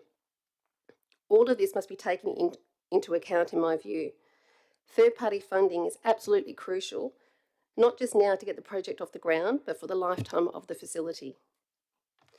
In terms of the $20 million federal funding agreement, which as stated on page 6 of the RAF report is only for the aquatic elements of the RAF, and the current apparent technical breach position, it is just that, technical.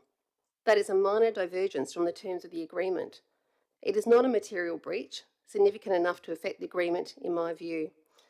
And as such, to the best of my knowledge, nothing has been received in writing and no remediation has been ordered. Instead, as further noted on page 11 of the RAF report and expressed by the CEO this evening, revised milestones have been requested by mid-December this year, which the City and Council are working towards providing, including through the proposal before us this evening. An aside in the RAF report is a brief response on the RAF petition. If I had been allowed to speak on the item, I would have outlined the following: that in my opinion, voting on acceptance of the petition was not permitted in accordance with clause 6.93 of the Standing Orders Local Law 2007, as no report had been presented on the item and Council had not had the opportunity to consider the issues raised in the petition. There has been lots of talk about the upholding of democracy recently, following the standing orders and local law procedures as part of that democratic process. The request to appoint the project manager was also not achievable, and this has been confirmed on page 7 of the RAF report. Some of the information included in the body of the petition I do not believe was correct, and some strong language that added no substance to the request was also, in my view, unnecessary. Of course, the enthusiasm and energy underlying any community call to action is appreciated, especially when directed towards something that is purposeful and attainable. Unfortunately, in this instance, the surrounding vitriol appears to have served to divide, not connect our community, and that is extremely unfortunate, and frankly not to this Councillor council's Choice, or sorry to community's interrupt, credit. that is 5 minutes. I will move a motion that you be granted a further 5 minutes. Could I have a seconder, please? Councillor Sullivan, thank you. Councillors, please cast your votes.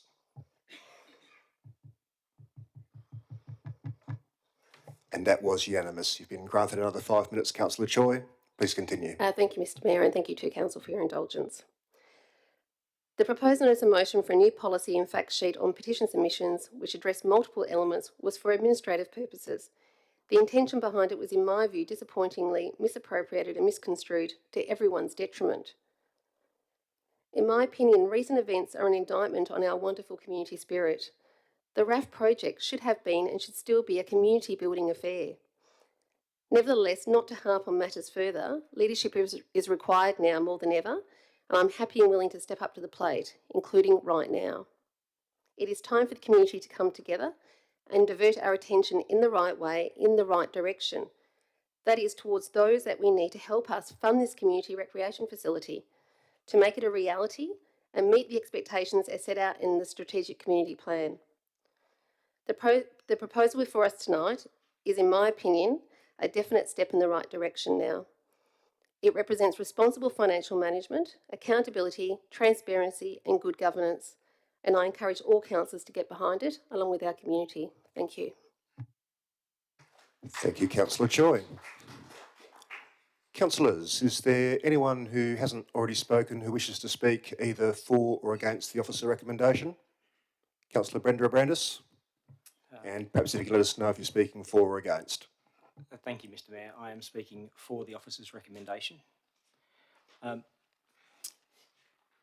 I am quite enthusiastic as to where we've got to tonight, and that we're actually now achieving a much more realistic level of financial viability after months of consideration. When the current design commenced 2 years ago, it was ambitious, and it had planned to achieve a fully funded $80 million recreational aquatic facility. 2 years later, and the $80 million is still not fully funded. It appears to be not financially viable despite the best efforts of all engaged. Inflation has resulted in a significant escalation in construction costs over the past 2 years. And based on the initial concept of 2 years ago, the $80 million project could be in the vicinity of 95 to 100 million if we continued to build with everything in scope. Progressing the 80 million RAF, as proposed 2 years ago, results in a significantly reduced construction project due to the inflationary erosion. No longer are we able to purchase as much with our fixed dollars, and the indication of inflation has indicated in about $10 to $20 million increase in construction costs. The September meeting with Minister Templeman resulted in no commitment of state government funding for the RAF. Recent written requests of state government have also resulted in no written responses confirming funding for the RAF. Without funding being in place for the $80 million project, even with inflation or reduced facilities, we still don't have a project. Generally, after a project is funded, approved, and is aligned with business objectives, the project manager is appointed. The tasks prior to the appointment of the project manager is generally in the domain of the project sponsor. COSPRA previously made a deputation in February 2021 where they advised that correspondence had been received from Minister Mick Murray and also the Honourable Kate Doust. And the correspondence at that time indicated there was a lack of support for funding the project. Transparency in this process would be very important, and it would also assist with early intervention and maybe alternative options that could have been considered for a financially feasible project at an earlier stage without the economic loss of value that we've experienced. It is unfortunate that inflation is where it is today and has been for the last 2 years. It was clear the state's funding position on the proposed RAF was decided 2 years ago, and that information was not publicly available. Transparency in making this information available could have resulted in alternative options being considered.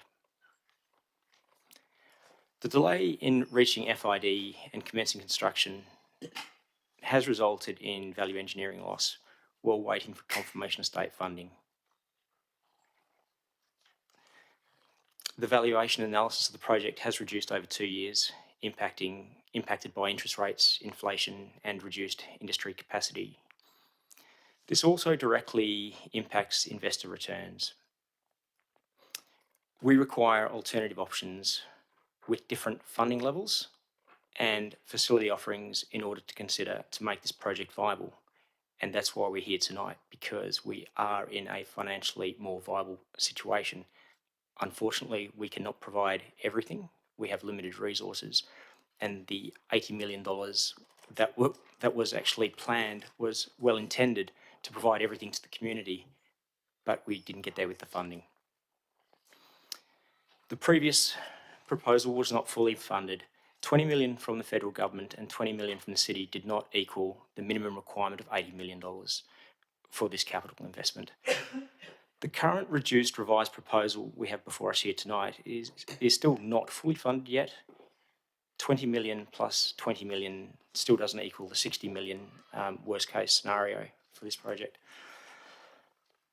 Of course, there are alternative ways of funding the project, whether that be through ratepayer funding, but this is something that we're actually not wanting to achieve. We are focusing on making sure that the community does not need to pay any more for this facility, apart from the fact that the city is already, in principle, contributing $20 million to the funding with a payback period. Councillor Brenda Brandis, that is 5 minutes, but I will move a motion that you be granted a further 5 minutes. Could I have a seconder, please? Councillor Manolis, thank you. Councillors, please cast your votes. And that was unanimous. Thank you. Councillor Brenda Brandis, you have a further 5 minutes to speak. Thank you, Mr Mayor. Thank you, councillors, for your indulgence. It's important to realise the city still has debt on its balance sheet. And I hear you say debt, what debt? Currently, we've got $15.6 million in borrowings, and we've also got $7 million in net unfunded lease liability for the Collie Park Village. And that's at September. So we do currently have debt. Councillor Choi raised tonight as well the need for the city to return to operating surpluses, and for the last 4 years, the city has had net results where the operating losses have been in the vicinity of 0.4 million to 0.9 million for each year. So how long will it take to repay the RAF if we were to borrow? This is a real question that we would need to consider. We don't know what the city's return on the investment or payback period is at this point. This is part of the process we need to go through over the next few months in actually costing up stage one and working through what the return would be to the city. And there is great uncertainty in the current economic climate, and we do need to take that into consideration. The requirement to source funding from an operator as an investor is incredibly critical in this model. This model is premised on the operations being a self-funded model, and the operators in the current conditions would require a greater rate of return because of the economic conditions and higher interest rates and inflation. And bearing in mind, we've had our highest rate of inflation in 32 years, so there is concern within the business. Council has always supported this project on a basis of financial feasibility, and that's within the available financial resources to not burden the community, apart from the $20 million that's already been committed. And Council voted in principle to support and provide capital contribution to the RAF. So Council have already expressed their commitment to this project, but within financial means. It is our responsibility under the Local Government Act to make sure that we govern the local government's finances and resources and undertake due diligence on significant construction projects such as this. We need to be diligent in the RAF investment, financially prudent in the modelling and conservative in our estimates. Understanding the revenue impact and lessons learned from projects that didn't achieve the initial budget is very important. The elected members acknowledge the requirement for some of these services to be provided to the community, and given we don't have the same facilities in our as our neighbours, we are at somewhat a disadvantage. I agree. I appreciate the efforts the administration has undertaken to rationalise the RAF and separate the significant portions of the construction into 3 distinct stages, including the 50-metre outdoor pool and the indoor courts. Stages 2 and 3 can be separately considered on their own financial feasibility. This rationalisation comes with reduced scope, scale and cost, as a stage approach ensures a more financially viable facility. For the city, this does not mean that a final investment decision has been made or will be made tonight. This is only the first stage of a revised concept, and a significant amount of effort and time will be required to validate the project, the capital, the operating funding requirements, and to engage with a suitable operator as an equity partner.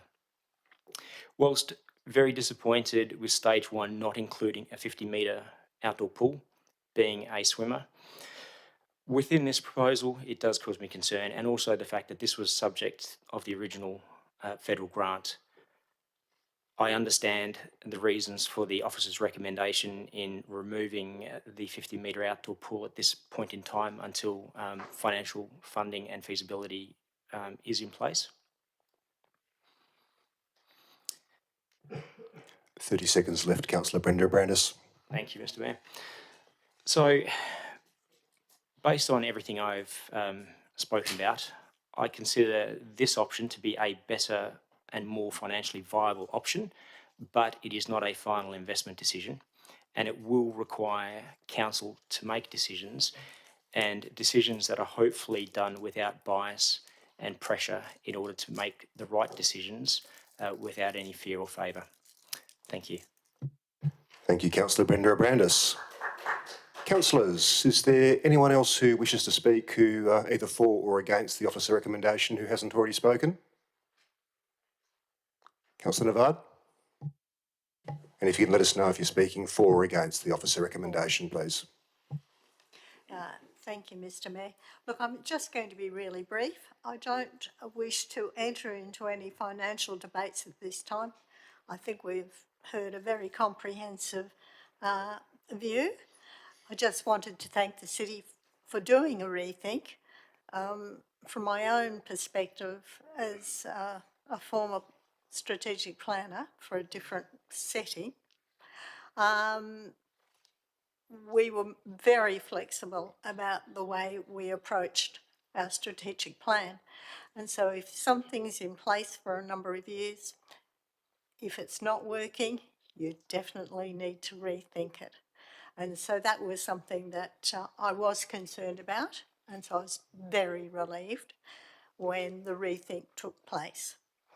I think the model of cherry picking is about the best way to have something that might get over the line, and that's in terms of addressing what the city believes are likely to be the major usages and also the income generating aspects. So look, I don't think I'll go any further than that. It's the other useful feature is that there's the opportunity to upgrade the existing facilities. But I'm not going to go on any other tangential journeys. I would just hope that we can all focus on a positive moving forward. Thank you. Thank you, Councillor Navard. Councillors, anyone who hasn't spoken yet who wishes to speak, either for or against? Councillor Sullivan.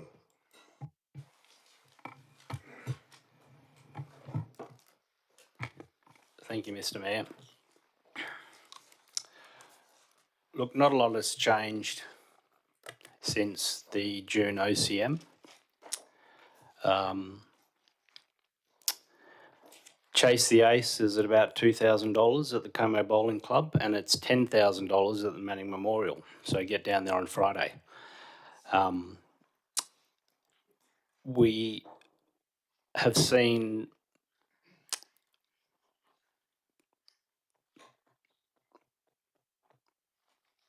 a lot more interest in what we do here at council. We've had a lot more people turn up to council meetings, ask questions, provide deputations, which can only be a good thing.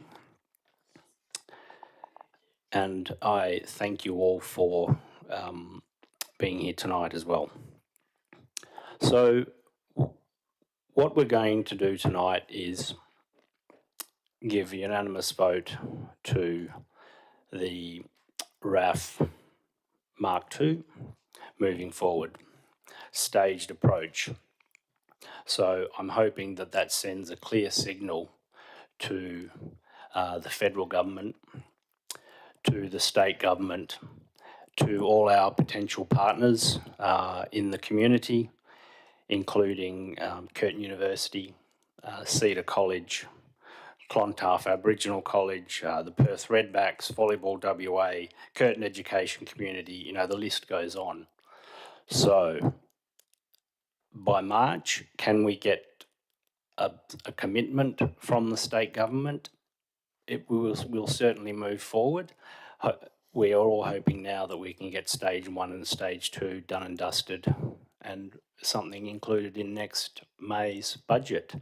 So I'm putting it out there that, you know, the City of South Perth, RAF, Mark 2 is open for business. Thank you. Thank you, Councillor Celadon. Councillors, is there anyone who hasn't spoken yet who wishes to speak, either for or against? Councillor Manolis? Thank you, Mr. Mayor. And if you can let us know if you're speaking for or against, please. I'm speaking for the motion. I fully support the officer's recommendation for the RAF, and I commend the officer's report as this is a new and clear way forwards for the RAF. I have been a personal supporter of the RAF for many years and do truly believe that the City of South Perth requires an aquatic facility.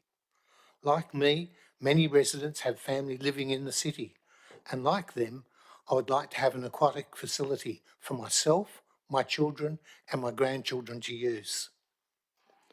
I want to take this opportunity to explain why I am supportive of the officer's recommendation, why I became unsupportive of the prior proposal when there was not funding certainty. There are some sections of the community that wish for the RAF to proceed regardless of cost, but I believe that is not the responsible position that I should take as a councillor.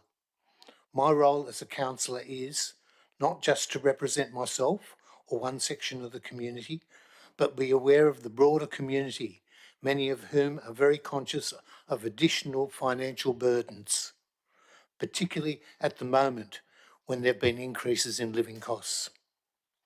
Based on this, the position I took was that the RAF should be sustainable and financially viable. Additionally, without the state government grant, I believe the RAF was not financially sustainable and the external peer review did not allay my concerns. I want to thank the CEO and the officer for taking on my suggestion that the RAF focused on revenue generating streams and with the CEO in discussion that it was possible to have a staged flexible plan. I believe some of the concerns recently raised in the community regarding the RAF may have been due to incomplete and inaccurate information. I had many concerns with the previous version of the RAF, including only 40 of the 80 million funding had been secured, being 20 million from the City of South Perth and 20 million from the federal government. Appointment of a project manager would have progressed the entire project further as a whole, and I was concerned it would have created significant momentum for the project without having the required funding. Momentum that may have been difficult to undo.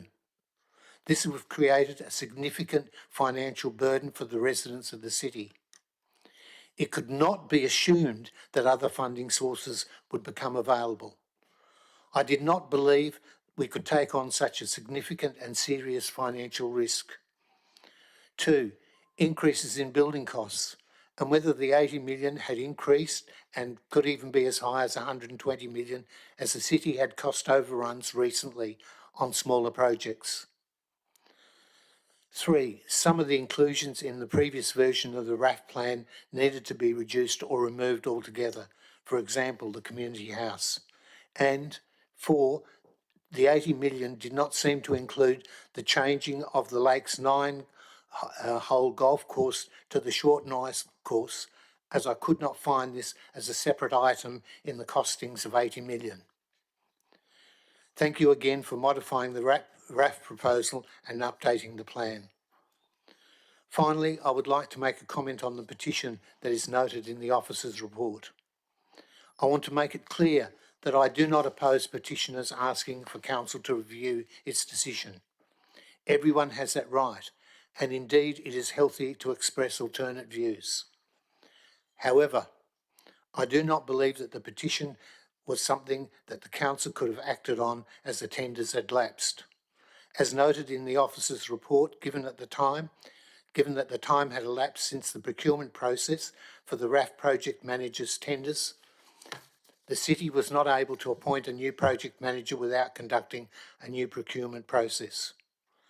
Additionally, the petition stated that the June 2022 council meeting had failed to fairly represent and act in the best interests of the entire community.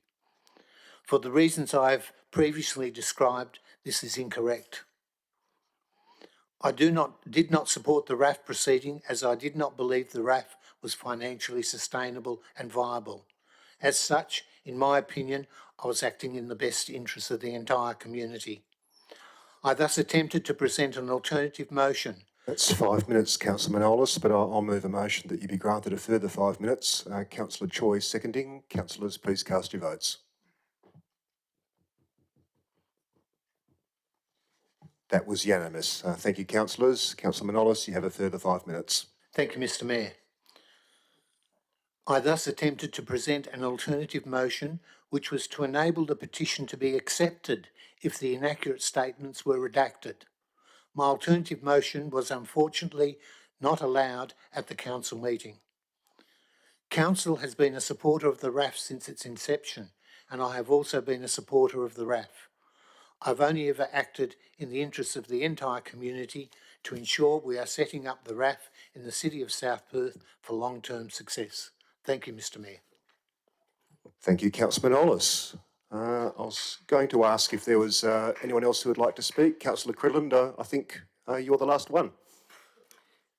Of course, you can always sum up, Mr. Mayor, but I've heard a lot of people speak tonight, and I've written down some notes about some of the things I heard people say, because I think it's important to listen to what the community says. And also the councillors, of course. We are in a precarious position. That might have been you, Mr. Mayor, and we can't let the perfect be the enemy of the good. I think something like that might have been said by Councillor Russell. So I did hear some of the speakers or presenters say they were against it because they wanted the old RAF built all together. Well, that may be the perfect, but this staged solution is the good, and I think better we get the good than nothing. Because when the council voted to breach its contract with the Commonwealth, it did stop momentum in the project. It did tell the other levels of government we didn't, within the council, support this project. There was no momentum. And I think tonight we can start that momentum again. Because, as Councillor Brenda Obrandis said, I think, the community were expecting us to be building by now. But we have delayed it here in council, and I have heard people talk about, well, how much money have you spent on this? Well, a significant part of that is because this council has delayed it, because we have not taken the steps we're obliged to by our legally enforceable contracts. We have broken our contract with the Commonwealth. The city's advice to the councillors is it gives the Commonwealth the right to demand the money back. It does give the Commonwealth the right to demand we pay interest on those funds as well, which would of course mean that we would have our rates go up and we would not have got anything, which would be a terrible, terrible outcome. So I do hope that the Commonwealth and State the City of South Perth are finally behind this, and they also come aboard, in particular the State, because we know the Commonwealth are there, unless there is some issue that we're not aware of. And I do commend the CEO for his work with the Commonwealth to keep them on side, notwithstanding the fact that we have for many months now been in breach of our contractual obligations to the Commonwealth, to do nothing more than appoint a project manager who would cost us nothing and didn't have to do anything, simply so we could say we'd met a milestone. So why is it important that we build this anyway? Well, I've heard people, one of the presenters say, the Minister said it's prudent to think of ratepayers. Well, yes, it is. But the Local Government Act says that we don't just think of ratepayers. We must make decisions.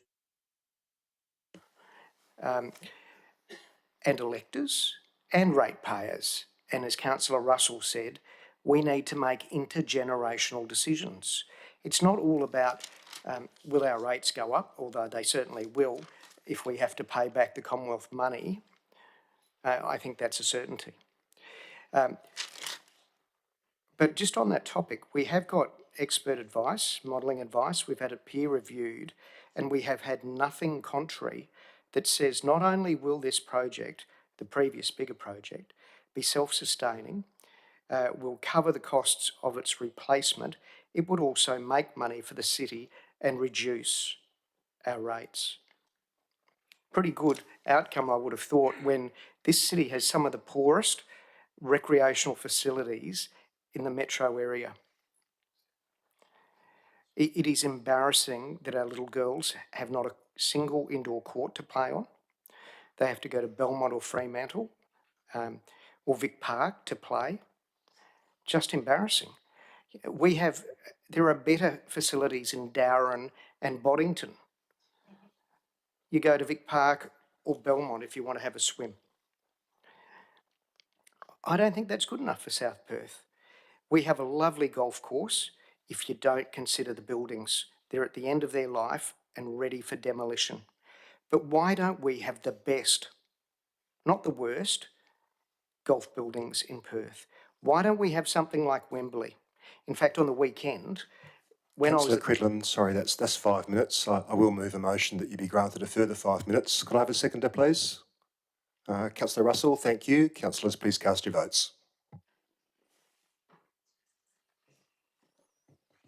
And that was unanimous. Thank you, councillors. Councillor Cridland, you have a further 5 minutes. Thank you for the indulgence, councillors. I will try not to prattle on too much. On the weekend, I was down the tennis club and I had 3 golfers at the tennis club talk to me about the driving range. And they said, why do we have to go to Wembley to have a really good driving range? Why can't we have it here? And it is something that will make money. It makes money at Wembley. It will make money here. There were questions asked about the location of the RAF. This was looked into in great detail at the beginning of this project years ago.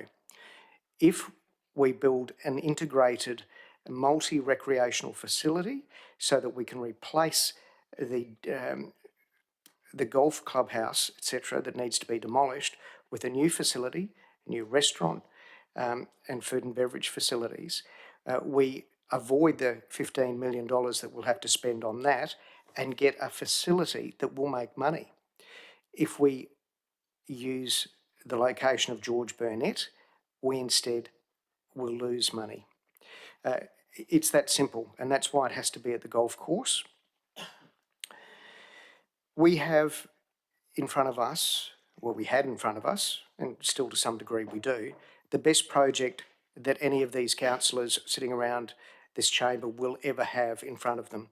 We have the opportunity to make a huge difference to our community. We really do. And yes, costs have gone up, and because of delays of this council, the $20 million that we had from the federal government buys less than it would have if we had acted quickly. But that's the case. Let's not delay anymore. Let's get this going. Let's show the other levels of government that we are interested, we are committed. I know the 50-metre pool is really wanted. I heard what Oliver said, and I do understand that he will be disappointed by it being placed in stage 3. But better in stage 3 than not in any stage at all. So we need to all vote for this. We all need to now support the RAF. We all need to do what we had to do, which is implement the strategic community plan. We're obliged to move this project forward. And of course, it's not final investment decision time. That's true. But does the state government, the federal government, or local governments like South Perth measure their services by whether or not they make money? No, we're not Google or Twitter. We're not BHP or Rio. We provide community services like libraries and pools and indoor courts. At least we should do, because that's what places like Dowran and Boddington do. Why can't we? I heard the presentation by, I'm trying to remember her name, Averley. I can't remember her surname, and also Oliver tonight. We need to make intergenerational decisions, not for old farts like me, but for the youngsters, our future. And Averley asked us on council a question, which is, do you care about me? Well, Averley, I do, and I care about you too, Oliver. We need to do our best to provide these facilities for our community, and we have a remarkable project that our expert advice tells us will make money. So let's all support it now, and let's get the other levels of government. And thank you, Mr. Baker. I know you're here because you're interested, you're invested in it, and you'll do your best to get the state government on board as well. And councillors, I commend this motion. Thank you, Councillor Credland. Councillor Choi, a question? Yes, thank you, Mr. Mayor. I've just got a question, if I may. Is there any suggestion or evidence that our rates will have to go up if we have to pay back the federal government money for any reason? Mr. Adams, should I send that your way? There's a clause in the contract that says that if we need to pay back the money, in the case that the RAF doesn't go ahead, so they've delivered us a portion of the funding already, that they may request the interest applicable at the rate that's specified in the contract. If that's the case, then yes, we'd have to pay back more than what we were initially given, because the interest would be added on the top.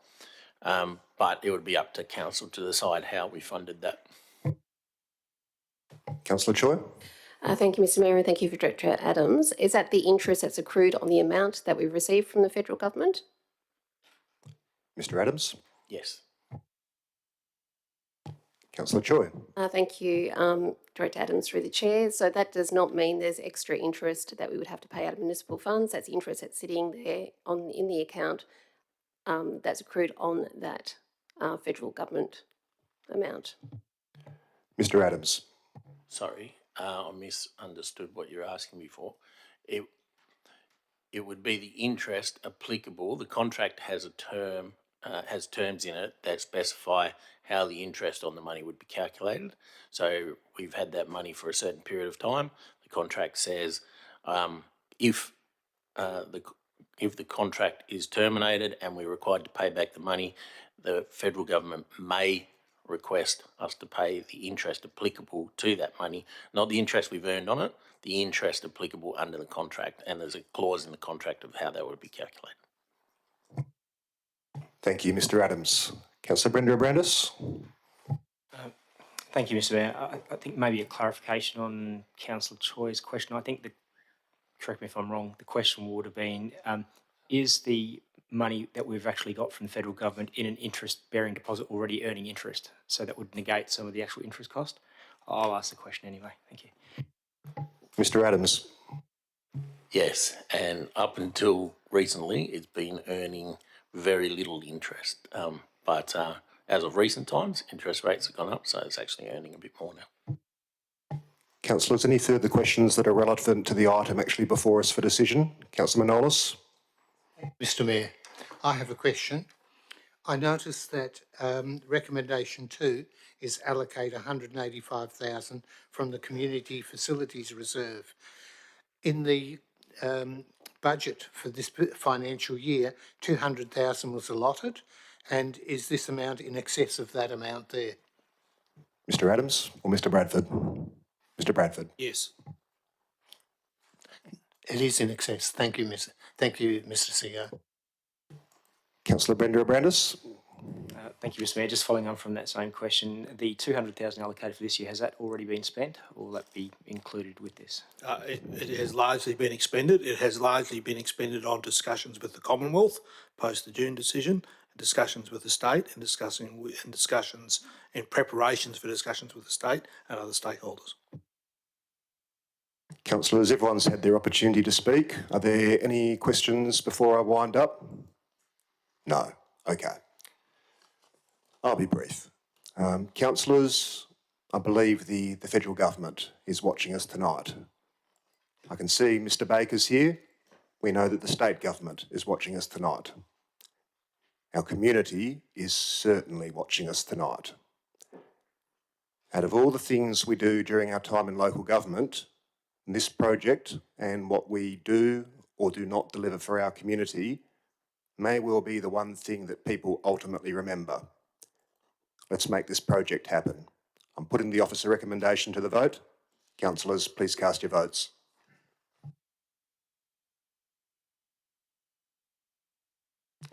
And that was unanimous. So thank you, councillors.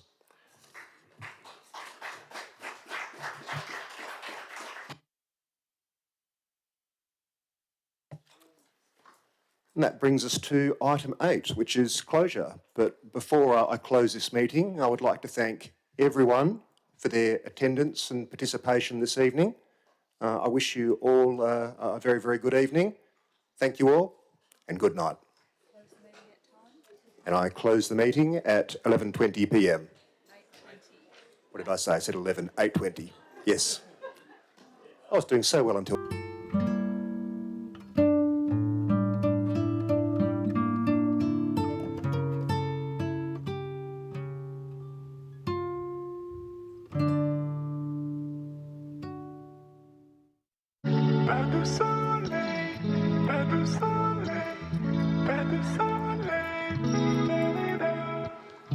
Pas de soleil,